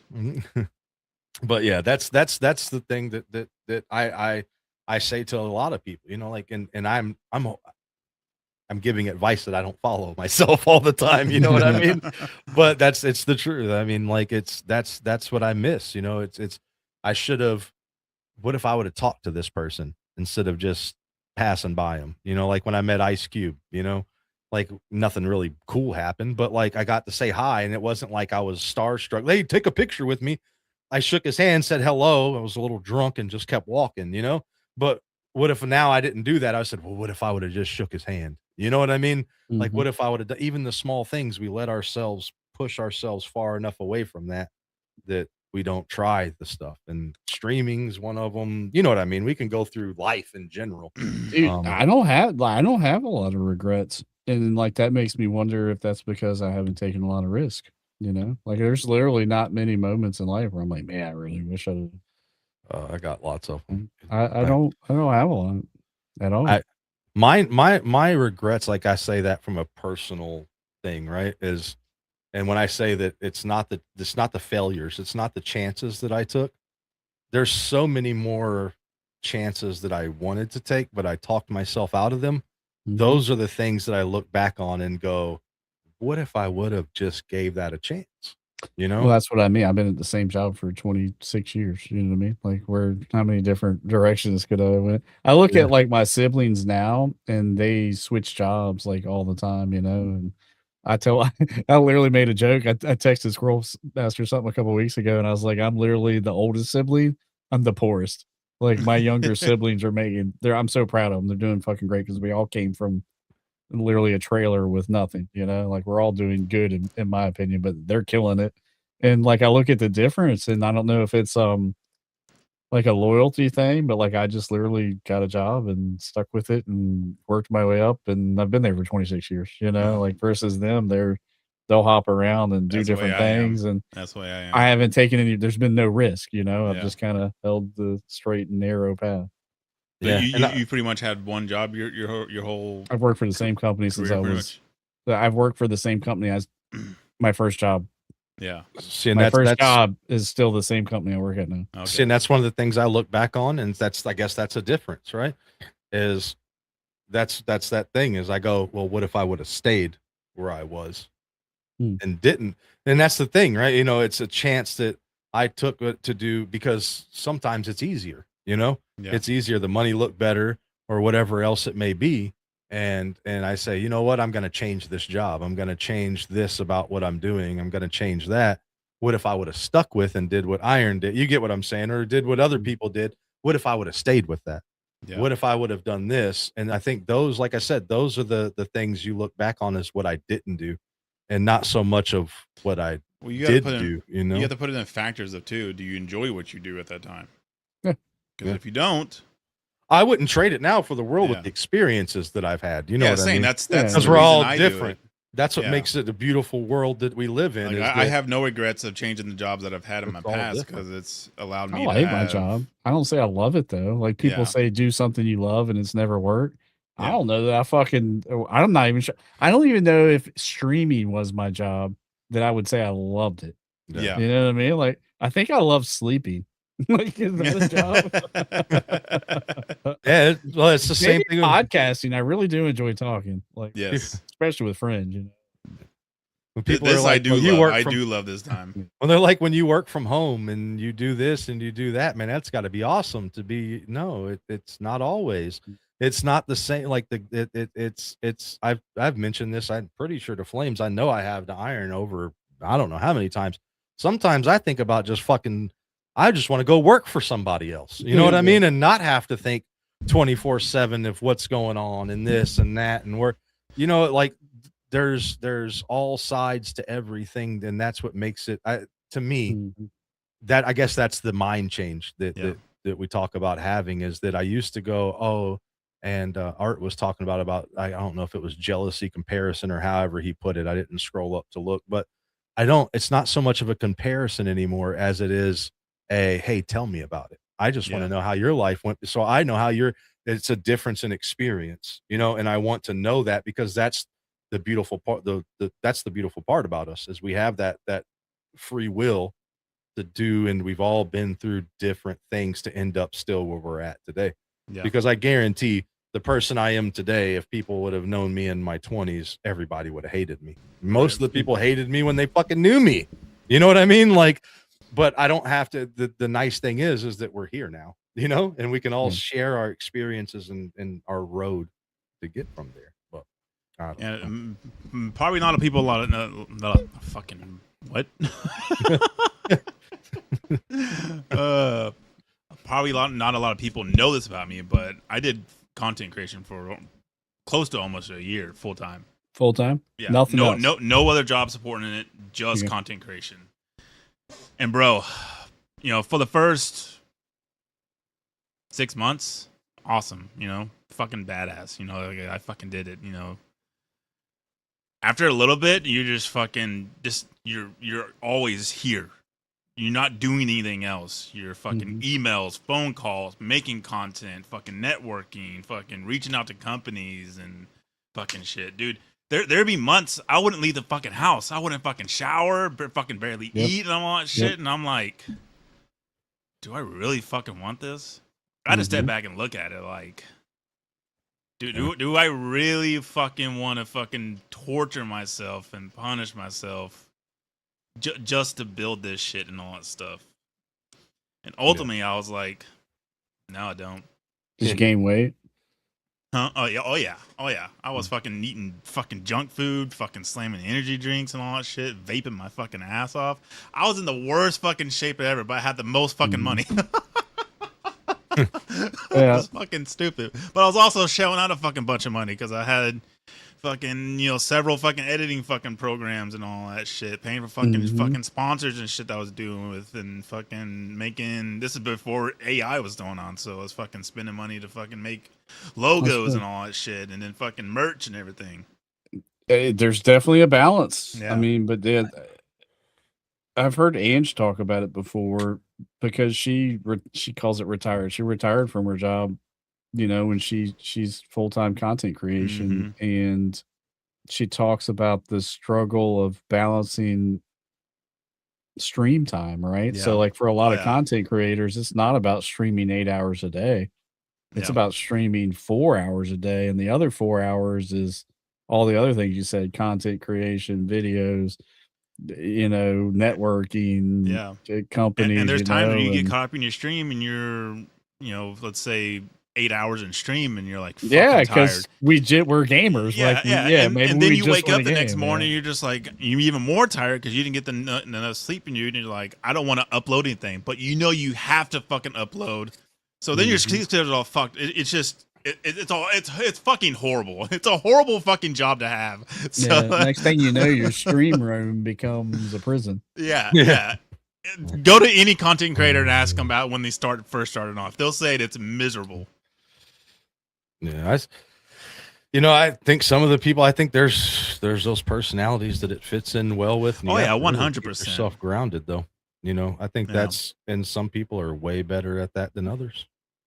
You know, and you know, that's my hobby. It'll always be just my hobby. I just want to be good at it. And like Mamba and Rebel, I've been consistent. I've said that for a year and a half now. It took me a good 8 months to figure out that this will never be more than a hobby for me ever. And I just want to be good at it. So that's all I've ever said. I mean, it was a blessing in disguise because that's right when COVID started happening. So I got laid off from my job. So I was like, let's fucking full bore this shit. Let's fucking go hard as fuck on it. And I did and all that stuff. But you know, like I was saying, the Rebel and Mamba, when we're gaming on my Discord, and they're like, "What if you just stuck with it, Aaron? Like, what would have happened if you would have just been like, fuck the sleep, fuck how I feel, and just blast it fucking through it?" I was like, I'll probably playing with Peanut and all them, to be honest with you. I'll be probably fucking Tim the Tatman and all that shit, and Nick Nurks and all that stuff. I'll probably be one of those guys, you know, but I didn't, so I have no regrets for it or anything, you know. I had a great time when it was at that time, but, you know, I have no regrets and all that stuff. I think I'm happier now. I mean, it's hard to say, like, oh, I could be happier because, you know, I didn't reach to that other side of it, so, but, you know, but I'm still happy and still no regrets and everything. I can tell you're happy. I can tell. I don't even know how happy you were in that life, but I can tell just now that you're. Yeah. I don't think you'd be as happy No. as you are now. No.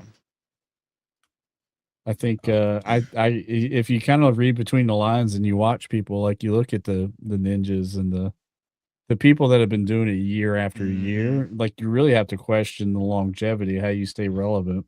You know, like am I just going to be hot for a year or two or fade out? And man, the stress of that thought alone. And so what happens when you get money? When you get money, you spend more money.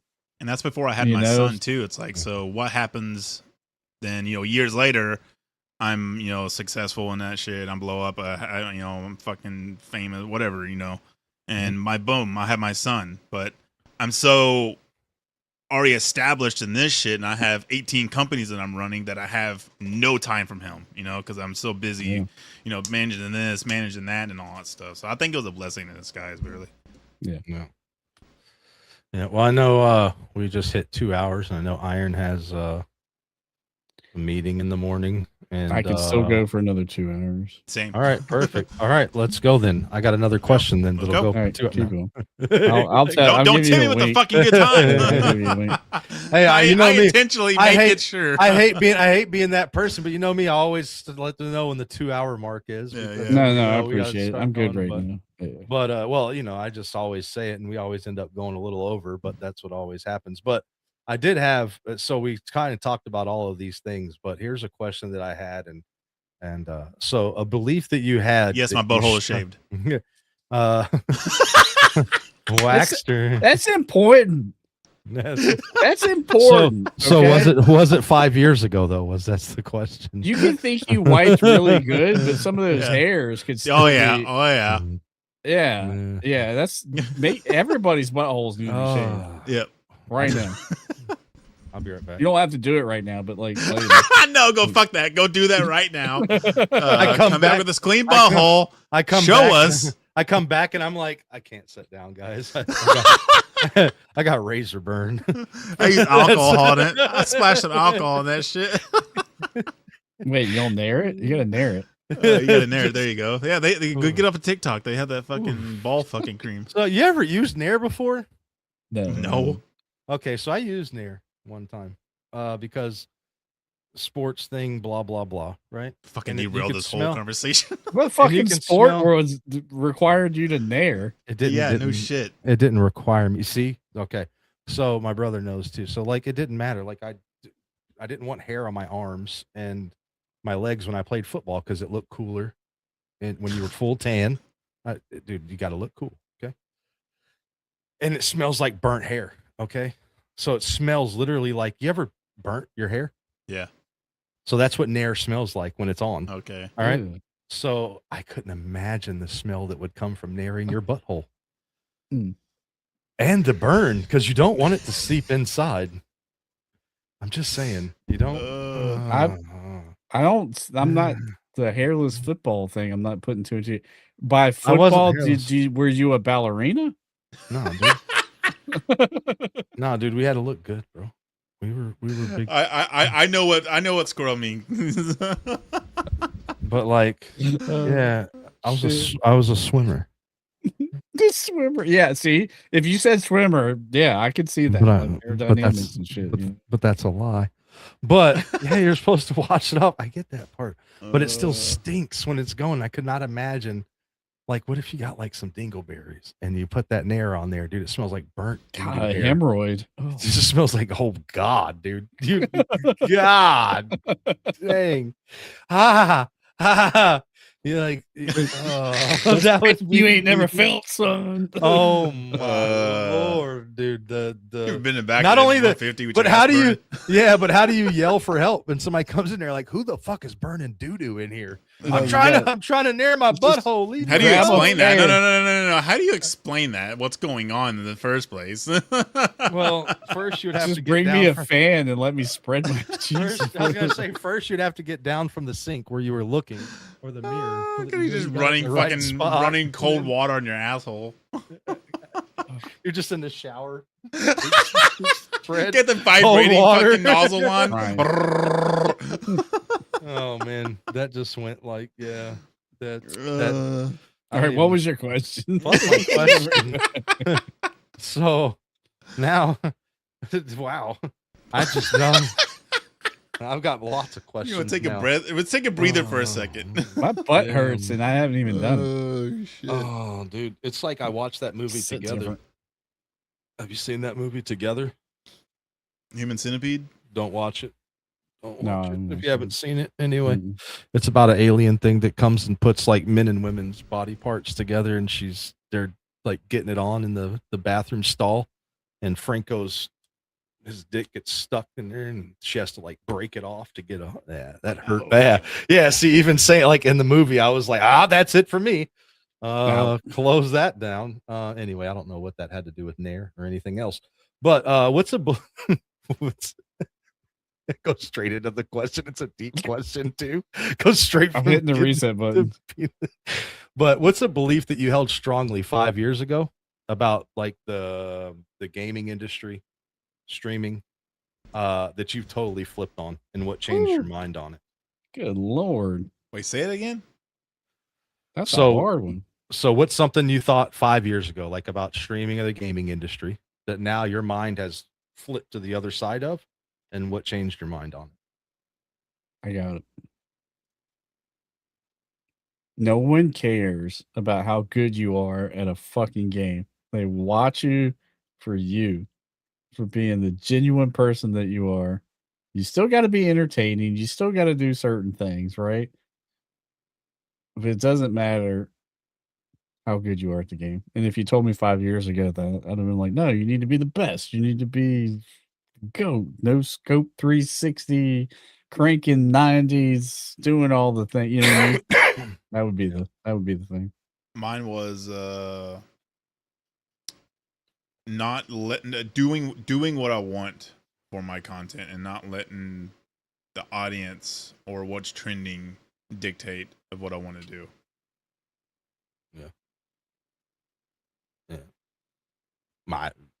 Mine is just, I used to think you had to be some I don't mean to sound it in a bad way, right? But to be a successful content, if we're talking about content, right? So to be a successful content creator, you had to have a certain persona, like kind of what you're like good at a game or whatever else, right? But you had to have a certain build about yourself already. Like a stage presence. Yeah, and not that you were who you are. Yeah. You know, like I would think that you had to be something you're not. Yeah. You know what I mean? And you had to project. I thought that there was nobody, and I guess also the industry has changed too. Well, that kind of But goes I along thought with that there was the, nobody that was yeah. who they were on camera, off of Yep. camera. letting the audience dictate who you are and all that stuff. That's kind of what I was getting after too. Yeah. Yeah, and I think that's one of my biggest ones, is because I thought every single person, and I think because I related it to movies Yeah. more. So I thought everybody that streamed, and the people that I knew personally, because I've been involved with the backside of a lot of different of Yeah. this stuff for a while, you know, and those are the people that I saw as they put on shows Yeah. in front of the camera, you know, and when it was off, they were a different person. Yeah. Not in a bad way. You get what I'm saying? Not in a total bad way, but they still were putting on an act. And there is Yeah, a certain point of it that is still an act, right? Because it's still entertainment. You Well, have to. That's kind of stigma back then, right? Yeah.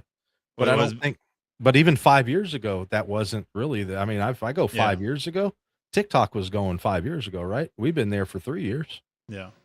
You know what I But- mean? So 2 years before that, and people were live streaming, you know what I'm saying? And Yeah, yeah.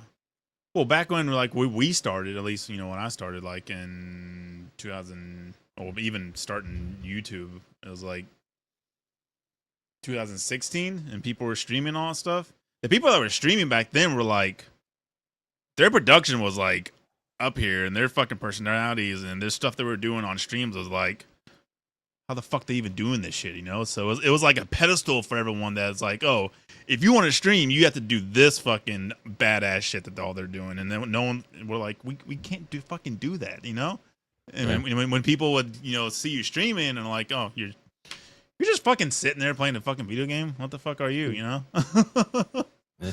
And so, like Squirrel says, it puts that persona in your fucking head. It's like, oh, I got to be over the top, and it's like, thank you for the fucking likes, you know. It's just like, no, you don't have to be that way.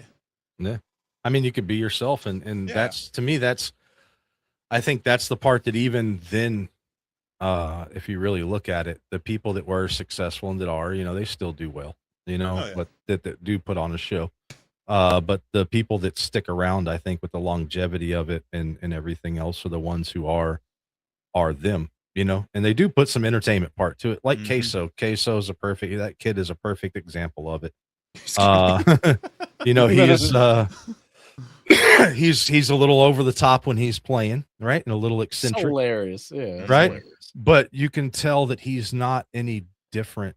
That's him. You get what Yeah. I'm saying? He may turn it up a notch, right? Yeah. He's turning it But up a notch. He's the best version of himself on Yeah. yeah, camera. is what- exactly. Yeah, but he's not somebody totally different. Yeah. Like when he got No. If we big were and he hanging was out on. with him in a bar drinking beer and something fucking funny happened, I guarantee you he would be just as loud, Oh yeah. just as Yeah. obnoxious, like, oh my Yeah. God, Yeah. you know what I mean? Like, that's him. Yeah, It's just he's pushing it a Yeah. couple notches, yeah.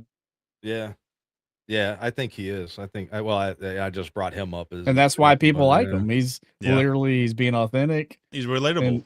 Yeah. Yeah, and he's I'm not, just you can't be boring. You can't Yeah. have a stream and be No. boring. No one's like you've got to bring some emotion, whether you're tapping into somebody's anger Yeah. by rage baiting and like the or happiness or it just being yourself goes so fucking far. But That's the reason make I sure like, yourself is the best version of yourself. Like if you Yeah. can't be the best version of yourself on stream, don't hit the fucking button. Yeah, Like, it's exactly. easy. Yep. It's that fucking simple. Fucking easy. Just play the game and don't hit the fucking button. Like, That's the reason I like Tim the Tatman so much. I know he's a massive fucking big streamer, Yeah. but I feel like that he's genuine. He's himself and all that stuff, and he's just I a think fucking there's- true dude.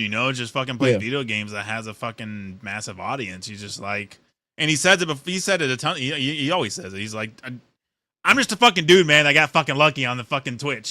He's like, Yeah. I don't fucking know. I used to do landscaping and all that shit. Yep. Yeah. Courage, that's- JD Courage, all those guys, man. They're just Yeah, and just dudes. that's where Peanuts' big success comes in too, is the people that he brings on with him. Oh yeah, 100%. Oh, dude, it's they're I don't watch his streams, but I watch enough of clips. You know what I Yeah. mean, with my thumb scrolling, right? That like the interactions between him Yeah, and the people that he's on there with is the absolute fucking, that's the gold. that's like, how I found it was through yeah. fucking Tim. Yeah, it's just that's the gold in it. Like they ask, because he likes Voodoo Ranger. Yeah. Right. So I don't know if you know what that is. Iron Mhm. Voodoo Ranger. Okay, but he loves Voodoo Ranger. And so they were going in and what's his name? I can't think of his name off the top of my head because it's not Cloaksy. Fucking Cloaksy's a freaking dude. It's funny to listen to him make fun of his intelligence all the time. But dude, it's one of the guys he's been streaming lately. He's like, but chat just says right now that Coors Light is better than Voodoo Ranger, and they say if you drink Voodoo Ranger, you're a pussy, because if you drink IPAs, you're a liberal. And he's like, what? You could see the peanut face, you know what I mean? And he's like, let me tell you right now, I drink one Voodoo Ranger and you drink that water because that's the highest. And then he's like going off, dude. And without those other person, you get what I'm saying, though. I think that's like, Yeah, that's really turning to the draw, I think, of streaming, man. When I'm interested in a lot of people that I watch, even friends that I watch, I love, like Zach or anybody else that has Discord, and when people are in there and they're talking and there's that banter that goes on between other people, to me that's the true gold, because that's what Raking. people want to be a part of. Fuck you, but I don't know even what that means. They've called me Rakin for a month now. I don't know what it Cloaksy means. may be the dumbest dude on the internet. Yeah, Cloaksy, I swear to God, is, dude. You know that motherfucker asked Cloaksy him, is fucking awesome. dude. Cloaksy, they were playing Pirates, right? They were playing a pirate. They were playing. He was playing. What's the remake that just came out? Come on. I said glitter bubbles in chat. Oh my God. Winrose? She said squirt. No. Fuck. Scored. It's Iron Squirt. It's Iron Fuck, Squirt. she did Squirt. not come here and say squirt. I'm calling you that from now on. You're an iron squirt to me Let from me get a now on. little Iron. It's a little So squirt. it's Zach's fault. It's Zach's fault. Speaking of Zach, there you go. See, that's exactly what I'm talking about. You see? That's the gold in it all. Yeah, Black Flag. They were playing Black Flag, and Cloaksy's like, "Do you think that people really were pirates, bro? Or is this just all fantasy?" And he's like, "Fucking Peanut's just like, no, bro. nope. You know they would never do that. That's fantasy, dude." And it's just like, what the? Did you fuck see the are fucking clip where he asked fucking Tim the Tap Man if fucking iced tea has caffeine in it? Yeah. Yeah, I mean, yeah, they're just being funny. Like, Cloaksy, I don't think Cloaksy's being funny. I think Cloaksy's being serious. Yeah. But dude, he is a fucking freak at fucking video games. It's the first time, you know, the game only up, where you have to go all the way up in there. He beat that shit this first fucking try. His first fucking try at that game, fucking beat it. Crazy. Yeah, But that's what makes. But I think that's what makes it gold, dude. Is that like definitely even in that. I can give it another example. We weren't even streaming when we did the fucking Twister, the funnel runners video, right? To me, the funniest parts of that video are the beginning and the end. When I'm like, what that mouth do? And you start talking, you know, and you're like, la, la, la, la, la, yeah, right? And then at the end, when you're like, did you open the door? Wait, the door's open. Wait, did you open the door? Did you open the door? And you can see me in the camera just fucking dying laughing, not even answering. But that's to me, that's what makes gaming great, and that's what brought people to it. And I think it brings people back to what they really enjoy about gaming. You know what I mean? It's not so much of like we were talking about a production, because now you go on in the productions, you can see them on stream, you know, when they're just putting on a show, and you're like, dude, I don't care how many viewers you got. I'm out of here, you know? Yeah, I don't care how good you are at Fortnite. If you can't talk to chat, fucking exactly. Like, I'm out. Like I'm out. Like exactly. Yeah. So kudos to the people that can be. Now the real magic is when you can be a Savage Mike and be the fucking goat at the game and still be talking to chat. Like when you can do both, sky's the limit, you know? Like I can barely play fucking Fortnite and stream now. Like the last time I tried to play Fortnite in dual stream, I got off stream and I was like, I didn't like that. Like I didn't like that. It was too much. Like my chat is too I don't want to miss a chat. I don't want to miss a chat. I don't want to miss a gift. I want to greet every single friend that comes in. The same, you know, give them the respect and appreciation that I want to give them. And I feel like I couldn't deliver that. Like it was just, I literally questioned, like I started out the first year only streaming Fortnite, and now I barely stream Fortnite. Now I like sim racing and drive, because like driving, you can do a little bit, you know, like you can park the car or you can pause or you ain't no pause in Fortnite. No. That's where I've got at though with streaming, man, is I only want to do it when I'm doing it with other people, to be honest. That's why if you saw it, like Malice is now on Wednesday nights, then Puncho, and we're watching your podcast, and which, by the way, anybody that doesn't know Iron or doesn't follow him anywhere, all of his links are in the description. So I forgot to say that way earlier, but there's that. But I feel like, to me, that's the fun part of it again, you know, and that's what makes me enjoy it again, is playing games, talking to people. Like I was saying, like me, Roy, and Toxic playing fucking Fortnite for just an hour or two. You know what I mean? That, to me, if I almost started streaming just because it was good conversation, and I wanted other people to say hi to her and to him and to other people that they don't see. You get what I'm saying? Like, to me, that's the draw that I have now, where it used to be, hey, I just want to get on and stay on, which most of y'all saw me like that 24-hour stream. I try to play Rocket League for 24 hours, which was an absolute stupid ass fucking idea. But you know, I think that's what it's really changed about the industry, is people want that real, the realness behind it. You know, I mean, they still know you're there.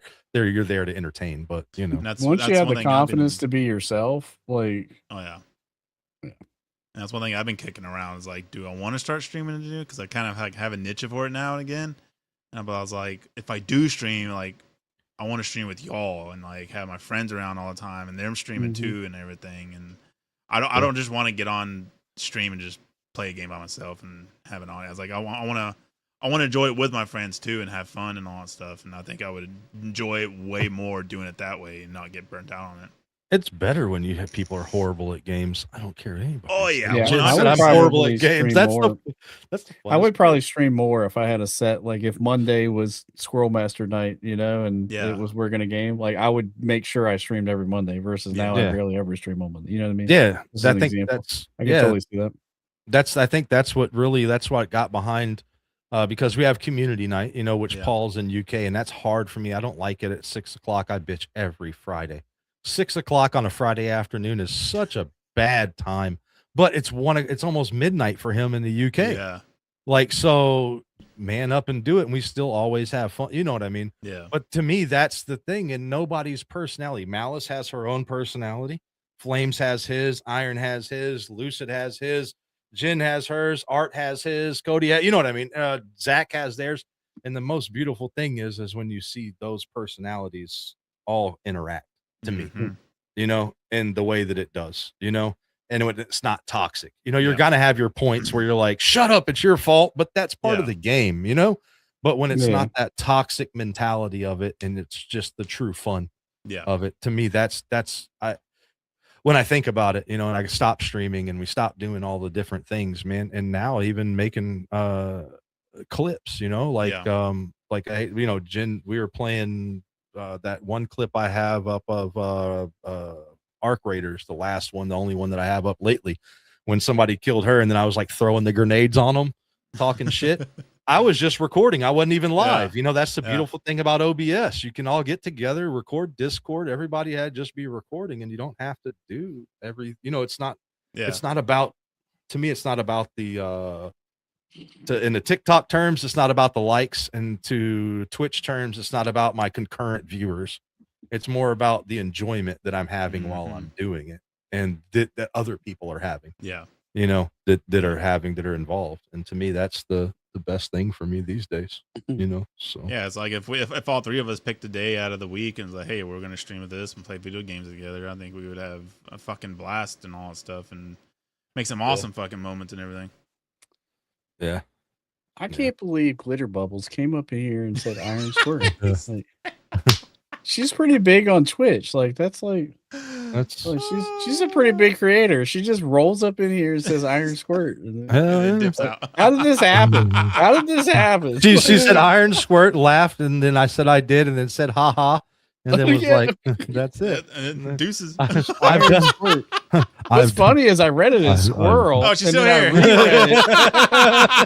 I reread it. I reread it, and I said it doesn't say squirrel. It says squirt. She said mark that one down. Done.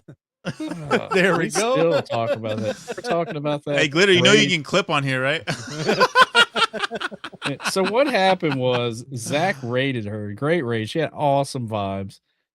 She was doing just a fantastic job, and that's the beautiful part of Twitch is raids are one of the most beautiful features of Twitch. Yeah.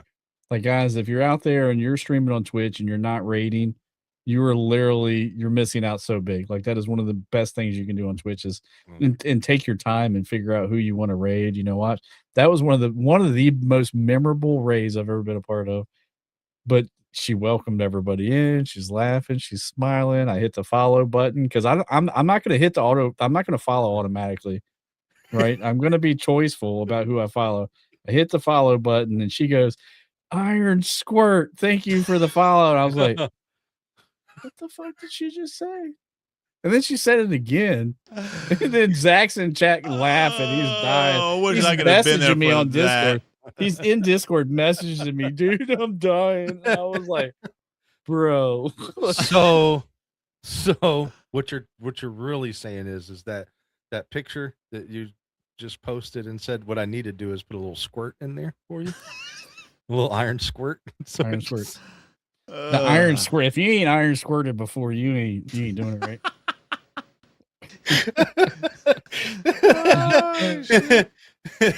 I wouldn't doubt me that Zach changed his name to Iron Squirt and his probably from his contact Iron Squirt pops up or bro up squirt.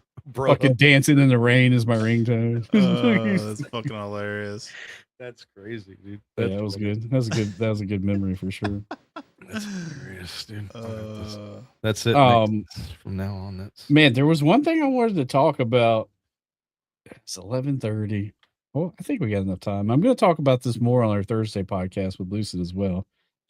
And Squirrel Master, I sent you the video, and it was a short video, short form video. I think it was 20 minutes long, but it really got me thinking. It was about cell phones, right? Yeah. And we talk about it all the time. But like the way the video broke it down, it really blew my mind. And so I really challenge everybody, one, to go in your settings and look at how much screen time you spend on your phone a day.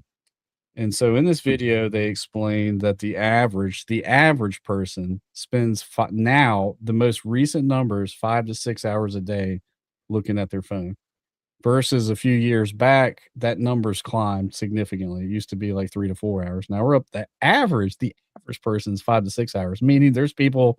I'm probably more than that. I wouldn't be surprised if I was more than that. And then they went on to say if you multiply that out in a week, that adds up to like 30 hours a week. So when you look at 30 hours a week, you're almost talking about a job, right? And you multiply that out by week per year. And then let's go even further. Let's talk about if you're 30 years old and you kept on that trend till you were 80, you'll almost have spent 30 years of your life on your cell phone. Yeah. Does that not blow your mind? 30 years of your life gone looking at this phone screen. oh, is this bad? Based on these averages, the average person per day thumbs up on their phone the distance of the Statue of Liberty. Let me say that again. When you're fucking scrolling videos and scrolling TikTok or scrolling Facebook Reels and you're fucking scrolling, that distance that you traveled with your thumb will equal the Statue of Liberty every day. Is that 8 hours? Yeah, 8 hours. Messaging is 3 hours and 7 minutes. TikTok is 2 hours and 18 minutes, and DoorDash is 1 hour and 12 minutes today. The whole premise of the video was the title of the video was it's impossible to dream about your cell phone. And I'm not sure about you, but I've never dreamt about my cell phone. I've never dreamt about being on my cell phone or anything I saw on my cell phone. Nope. And so the reasoning behind that was dreams are typically your brain's way of reserving a fear. Maybe it's a loved one you haven't seen. You know, I don't know about you guys, but I always have dreams of like my grandma or grandpa, like somebody that passed that was important to me. Yeah. They always pop up. Doesn't matter if it was 20 years ago, they still pop up occasionally. You know, so dreams are for things maybe you want subconsciously, things you're scared of, people you miss, things you aspire to be. So if the cell phone's not in that list, what does that subconsciously mean your brain thinks about your cell phone? It means it doesn't. It doesn't. That time is absolute fucking waste. It's such a waste that your brain doesn't even give it any time in your dreams. Yeah. But yet, on our current trends, a 30-year-old, by the time they're 80, will have wasted 20 years of their life on a goddamn cell phone. That literally broke my brain for a minute. I was like, that's nuts. That's nuts. Yeah. That is absolutely nuts. Yeah. I as soon as you said that, when you sent that video, and that's what we were talking about it, I've never I don't think I've ever dreamed about my cell phone. And the reason my DoorDash is so high, okay, Glitter Bubble, I feel like I have to explain this, is I am so indecisive about food. I will sit here, and because I work from sitting here, I will be like, nah, I don't want this. Yes, I want this. And then I had to restock a little bit of the bar. You know, I have a bar. Well, it's not really a bar. It's just. What was your DoorDash time? Dude, it was 1 hour and something minutes today. What the fuck? Yeah, dude. Look, it's right here. You might as well took your ass to the grocery store. 1 hour, 12 minutes. 1 hour, 12 minutes, dude. Okay, I feel like I feel like for some reason I had to explain that. I was just gonna blow over that like it is, but I have to explain. You know, at least I text. You know, one thing I'm proud of when I looked at that is at least I text message more than I am on like TikTok and doing scrolling. You know, at least I'm talking to individuals. You know, I feel like, but I don't know. Holy crap. Yeah, shopping and food, 1 hour and 13 minutes. Social was 6 hours. Most used apps category. Mine was 6 hours and 19 minutes today. How Yeah. the fuck do you check it on the iPhone? I don't know how you do it on iPhone. TikTok was 2 hours and 39 minutes. YouTube, an hour and 24. Messenger was 25 minutes. So I just went to on Samsung. I just went to the settings and searched digital well-being because that's what it's under is digital well-being. If you click the 3 dots, it'll show you like your. I'm a weekly Scorpio. reports. I'm a Dude, Scorpio. my weekly daily average is 7 hours and 57 minutes. You throw the iPhone away. I'm above Doug, average. That I'm is above great average. advice. That's great. Hey, this will be the advice. last iPhone that I have, That's- so I agree with you on that. That's great advice. But 32 hours on TikTok last week. let me see my weeks now. That's just today. That's 6 hours Messenger, 4 hours on Twitch. That's sickening. That is absolutely sickening. So here's my notifications though. I get 106 message notifications today, 60 Twitch notifications, and 42 TikTok. It actually tells you how many notifications you get. I wish I could see the week. Oh, I can today. Show categories. I don't know. I can't get the week on my phone. It just shows me today. Screen time. I guess today's bad enough for me. It's like, fuck you, dude. You don't even want to see the week, brother. You'll throw the shit, phone there it away. Do you know what the most valuable thing you have is? Your attention is more valuable by ounce than gold. And so our phones are absolutely manufactured in a way to captivate our attention. Those algorithms are built every single way. We know that. We say it out loud, but we still do it to captivate our attention. Oh, the person that invented the endless. So you know how like on Facebook, remember back in Facebook where you would like scroll a little bit and then it would have to load? Well, there was a point in time where the guy who invented the endless scroll. So now on Facebook, you can just scroll and scroll and scroll and it never ends. The guy who invented that actually apologized. He apologized for ever thinking of that idea because of the broad impact it had on social media and like trapping people into just the endless scroll. That's not bad. So, At least I can here. appreciate them saying my screen was off for a lot of this time. At least Samsung breaks it down to, nah, your screen was turned off. There, I don't feel so bad now. Thank God. I'm done looking though. I don't want to look anymore. That's as far as I got. Well, so what does that count for like podcasts and shit? Because I'm only listening to podcast on my phone when the screen's off. So Yeah, well, it tells you when the screen's off and when the screen is on. So like, so whenever you from Sunday it, to it Tuesday, turns off. just Sunday to Tuesday. Guess how many hours I fucking have? I have Probably 18 hours and 7 minutes 3 days? and 3 days. 6. Yeah. That's 6 hours a day. You're right. yeah, We're there that's with not, me. yeah, that's not Like, bad. Yeah. And Mine's- from last week, average of 6 hours and 2 minutes. Well, I told you the average person spends Yeah, 5 yeah. to 6 hours a day on their phone. Like that's we're all doing that. Like, And then does that? But are we saying that's acceptable? Out of a 24-hour day, we're saying 6 hours a day on the phones. That's Mine's average. That's good. mine's my daily average. Does that seem is like balance? 9 We talked hours about and balance 7 earlier. minutes. That's- Does But that like seem I said, balanced? I'm also listening to podcasts and all that shit when I'm working. So Yeah, I'm a huge podcast. so that could be Fuck contributed off. to it too, because I'm I got the bothered whole by that. breakdown of last week. Last week was an average of 5 hours and 22 minutes. The whole last week was 37 hours and 37 minutes. I'm very. I know I do business on It's my full. phone. That's a too, job. Yeah. It's But I almost am 40-hour very- job. But I'm very bothered that my average time on my phone is 9 hours 17 minutes a day. What did we do in life before that Holy with those 40 hours? Shit. Before cell phones, when cell phones were just the snake game, you were on your Nokia, you had the snake game, and you could send was texts. Yeah, I was partying and fucking traveling. What did we and- do with all that time? Yeah, Because that's what I that was doing. time is getting you're Yeah. allocating time to Yeah. that. Like We it's- watched TV. We did watch TV. That's crazy though, dude. I that bothers me for mainly a reason because even though I work on my phone, my screens are right here. So yes, I have been taking time where I've told like go sit on the patio, right? And I'll be sitting outside. I'll go do something outside because I've moved everything to my phone. So I could just justify it by, oh, it's because I started working from my phone.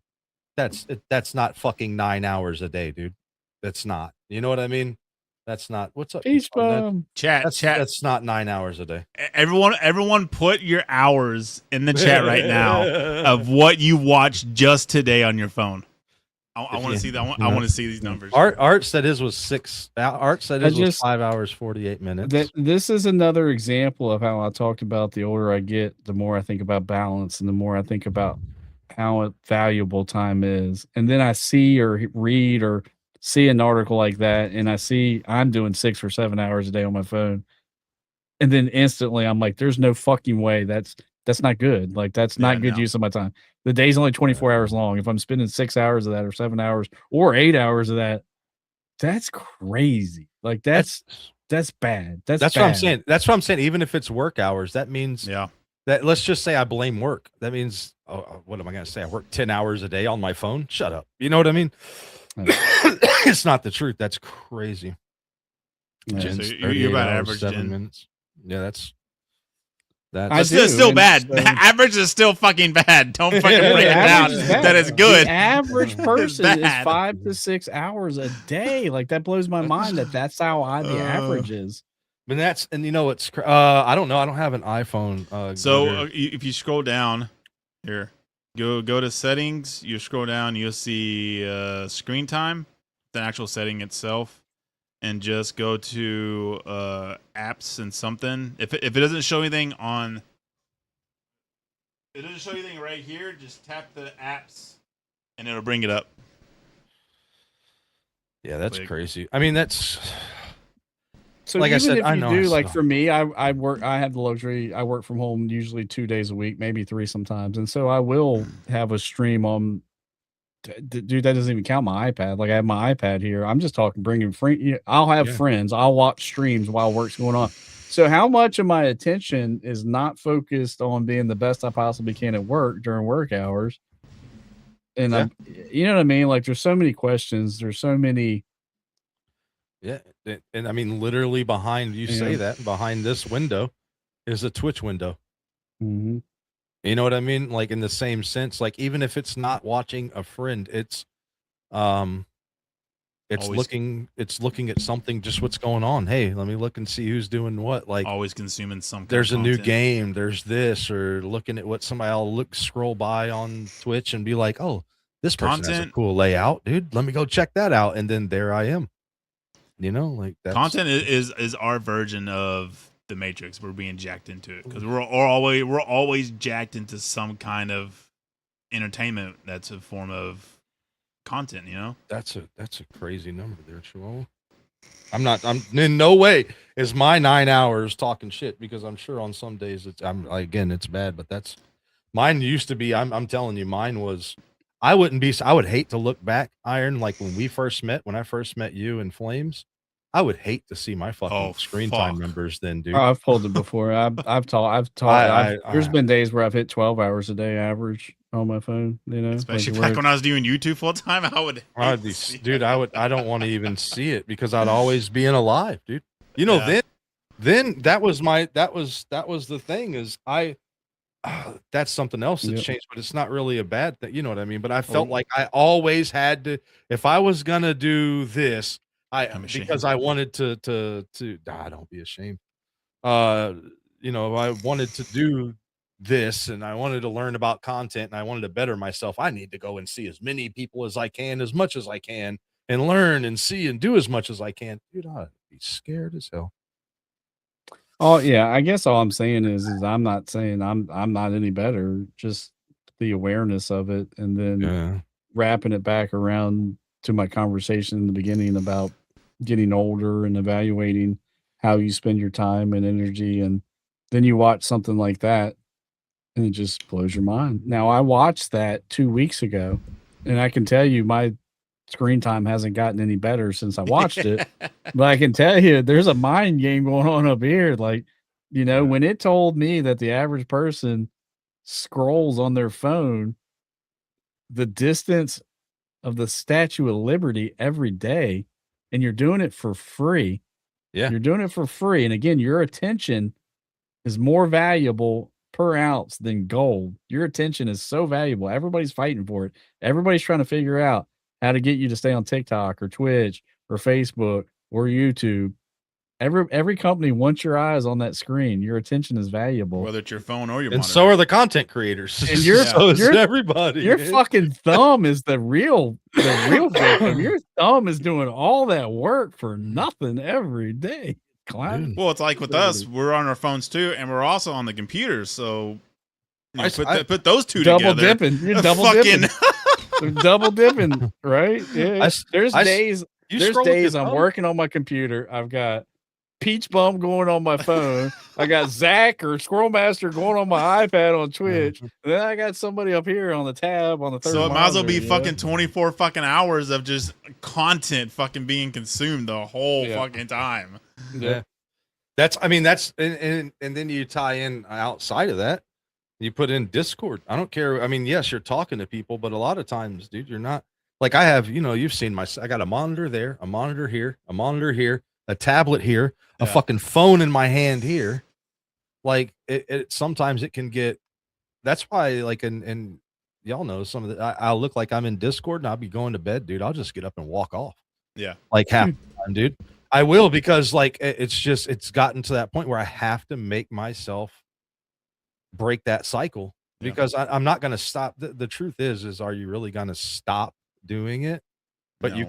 you can curb your behavior some, Yeah, because you can mitigate it. because I truly enjoy it. What else do you do? Go to the bar? You know what I'm saying? I mean, like what is some of those options of that time that you spend with your friends?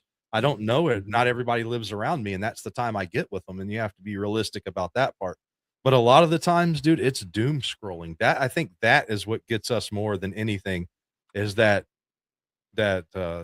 just scrolling, like you were talking about, with your thumb over and over again. We're not really watching. We're not engaged. Oh yeah, there's We're been just times where I just fell asleep locked with the in, phone. dude. Yeah, we're just locked in. Just fucking nodding off, and eventually just pass out, scrolling through TikTok, actively just fucking fall asleep, and my phone's on. I don't even know that the bar is a bad thing, right? Like going to the bar can be fun. It's about how much you consume at the bar and the choices you make there. But man, you could have a.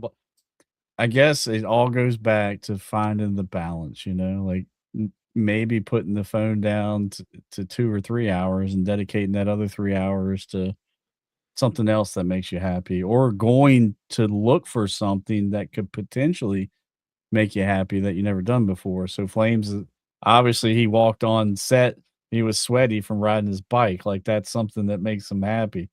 For me, I don't know. I'm all over the place. Right now. I jump around, like it could be cutting my grass on my new mower. I like that a lot. I like riding my mower, or going to the campground, or dancing with my mom in front of a live band. Like how much more of those activities can we put in place of that screen time? And I would challenge you that if those real life activities don't make you happier than that time on the phone scrolling the Statue of Liberty, I challenge you to keep looking and find something that does, because I promise you will be more fulfilled.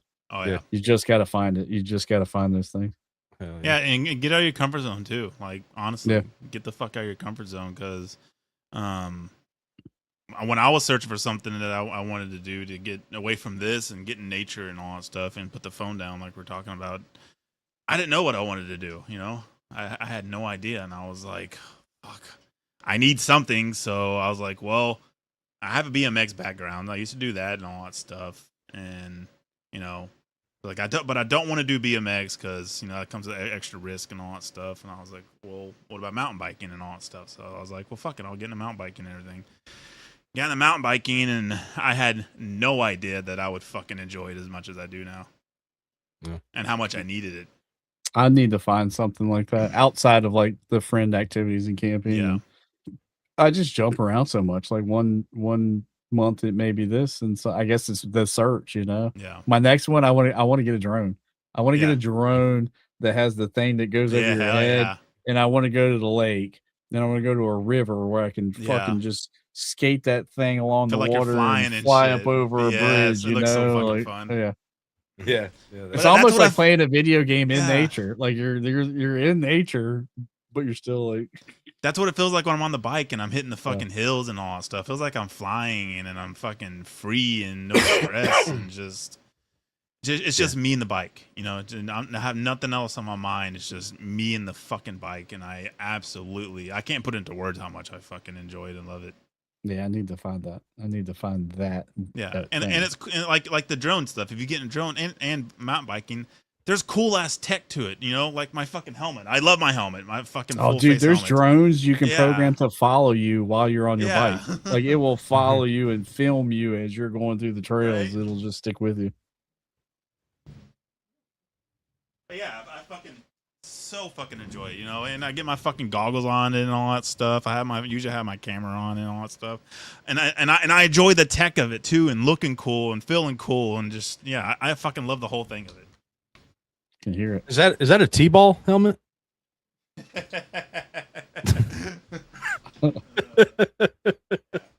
You know, I may look a little bit ridiculous when I'm just, you know, fucking bombing the fucking streets of my town, but fuck, I'm still having a fucking blast. And I think a lot of people, it's like, I don't want people to think with this or this. Like, fuck what people think. Fuck them. They're not gonna come up to you and tell you what they fucking think about you. So who gives a fuck? Just do what you want to fucking do. That's what I say when I do yard work in my Speedo, dude. Yeah, there's a new appreciation I have, regardless of how ridiculous something is. When you see somebody doing something that you can tell just they are so passionate about, they have just such a happiness and glow about them when they're doing it. Like, you have to respect that, even if they're doing something you're not a fan of, you know, like ballerina dancing or something, you know. If that makes their heart happy and they have that glow, like, I don't watch ballerina, but goddamn, I like seeing another human being have that passion, you know. Yeah, I like seeing people fucking happy and passionate and all that stuff, and living fucking life, you know. That's another thing I like about mountain biking. I can go anywhere in the fucking world to do it. And anywhere there's a road or a fucking pavement or a path, I can fucking mountain bike in that shit and be in nature and all that stuff. And I met some of the coolest motherfuckers mountain biking. That is his OF page. In case you want to know, Chihuahua, it's Iron Squirt on OF. It's Iron Squirt. You may not recognize it because it's just his leg lifted up. People like my feet a lot. Okay. Well, there you go. At least you know you have a backup if something doesn't work out with your job hard. or it's hard sometimes being a piece of meat. You know? It's hard when people just look at you like a piece of meat. You know, it kind of hurts sometimes. A piece of foot meat. Yeah, a piece of foot meat. All they want you for is your feet. But hey, you're fucking rich. I cry. Sometimes I look at my own feet and I just cry. What would you rather have? Poor problems or rich problems? I'd rather just mukbang my life away now. We're just gonna foot meat. I'm telling you, I wanted to start mukbanging, man. You know? Well, what would you rather? Okay, let me ask you this way: would you rather have an honest way of living, but you don't have a lot of money, you still struggle, or you do Feet Finder and you're rich as fuck? I'm on Feet Finder all day long, every day. Already, hold on, wait. 24/7, like 24/7. I will sleep. I will put a camera in my bedroom and what's this timestamp right now? With the camera on my feet. 2 hours 45. 2 hours 45. I gotta put that down. He said, "I'm taking that fucking Feet Finder paycheck. It's gonna be all fucking day long. It's gonna be. I'm already there. That's what it's gonna say. I was going to say I'm already there. Like I'm already doing it. Right? I made that choice 5 years ago. Oh, that's fucking hilarious. Hell yeah. But that's good. Anyway. Just don't have the gaming room though. The arcade room. I'll be playing video games with my feet. Fuck it, dude. I'll be like, what y'all want to see? What do you want to see? Retro with these toes today or what? I'll tell you.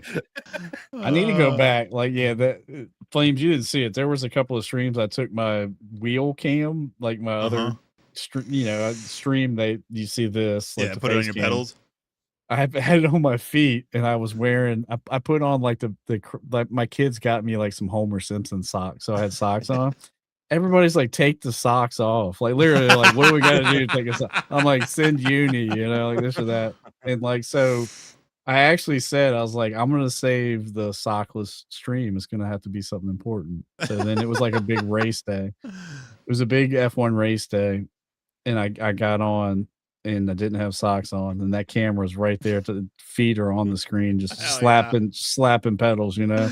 Uh, You know how many people, random people, it's one thing for friends to come in and say something, but Yeah. random people come to the stream and are like, bro, giving away the feet for free is crazy. like I must have saw that at least 20 times in chat. Somebody's that's like, fucking feet great. for free is wild, bro. Look, W feet stream. yeah, it was fun. It was fun. That's fucking I'll have to do it great. again. Memories like that is like what it's all about. I'm doing good, Dino Tamer Wifey. Sorry I said hi in there. Hi. That's fucking awesome. No. Dino Tamer Wifey, no. Yeah, Happy anniversary to Dino and Dino Wifey. Yesterday was their wedding anniversary. Happy anniversary. Oh, guys. happy anniversary. Hell yeah. How many Happy years? anniversary. They're babies. Yeah.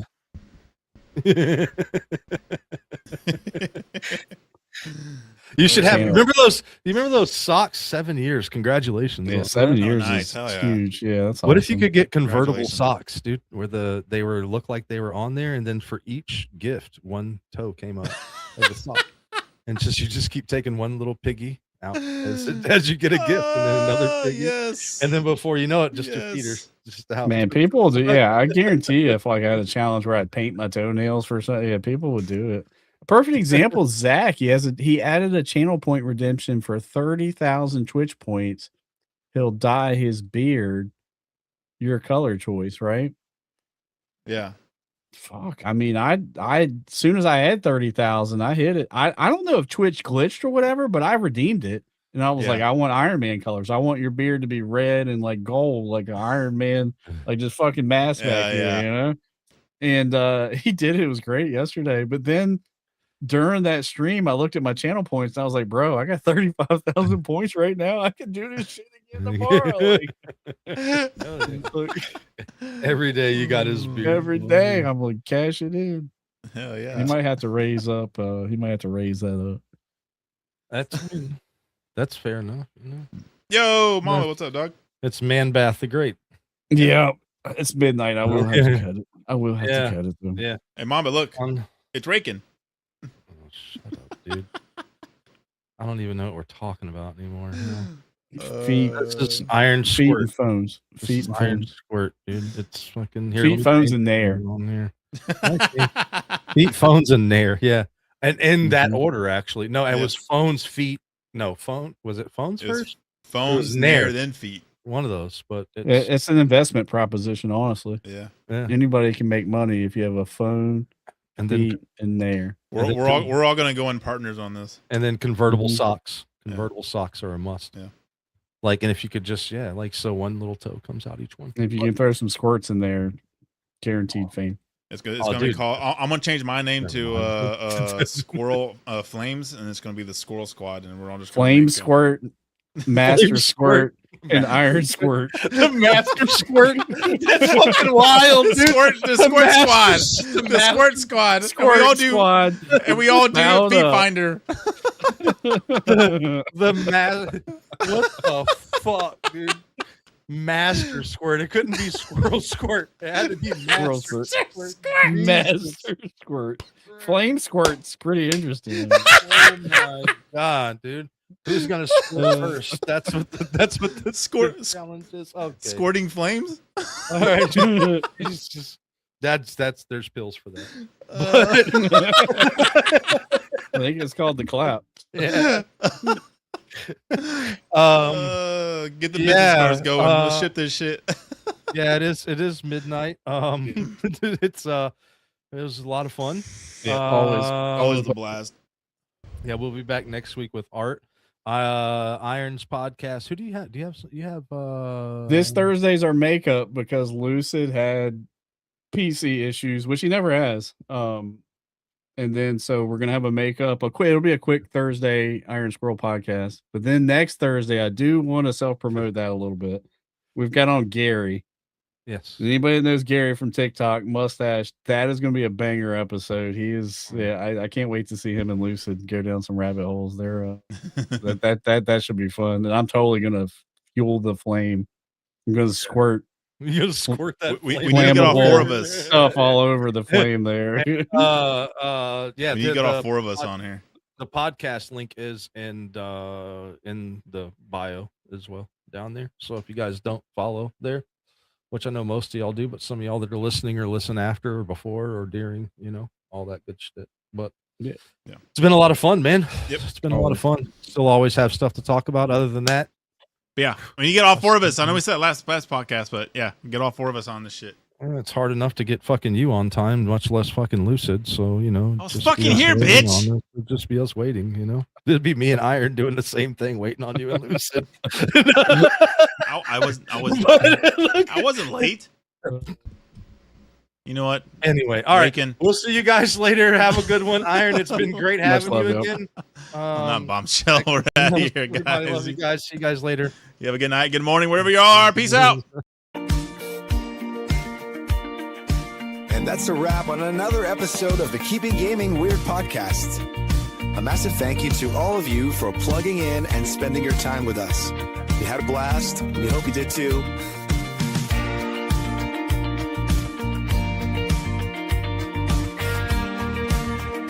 If you enjoyed the ride, do us a huge favor. Hit that like button, smash subscribe, and ring that notification bell so you never miss out when a new episode drops. It's the best way to support the show and keep the weirdness coming.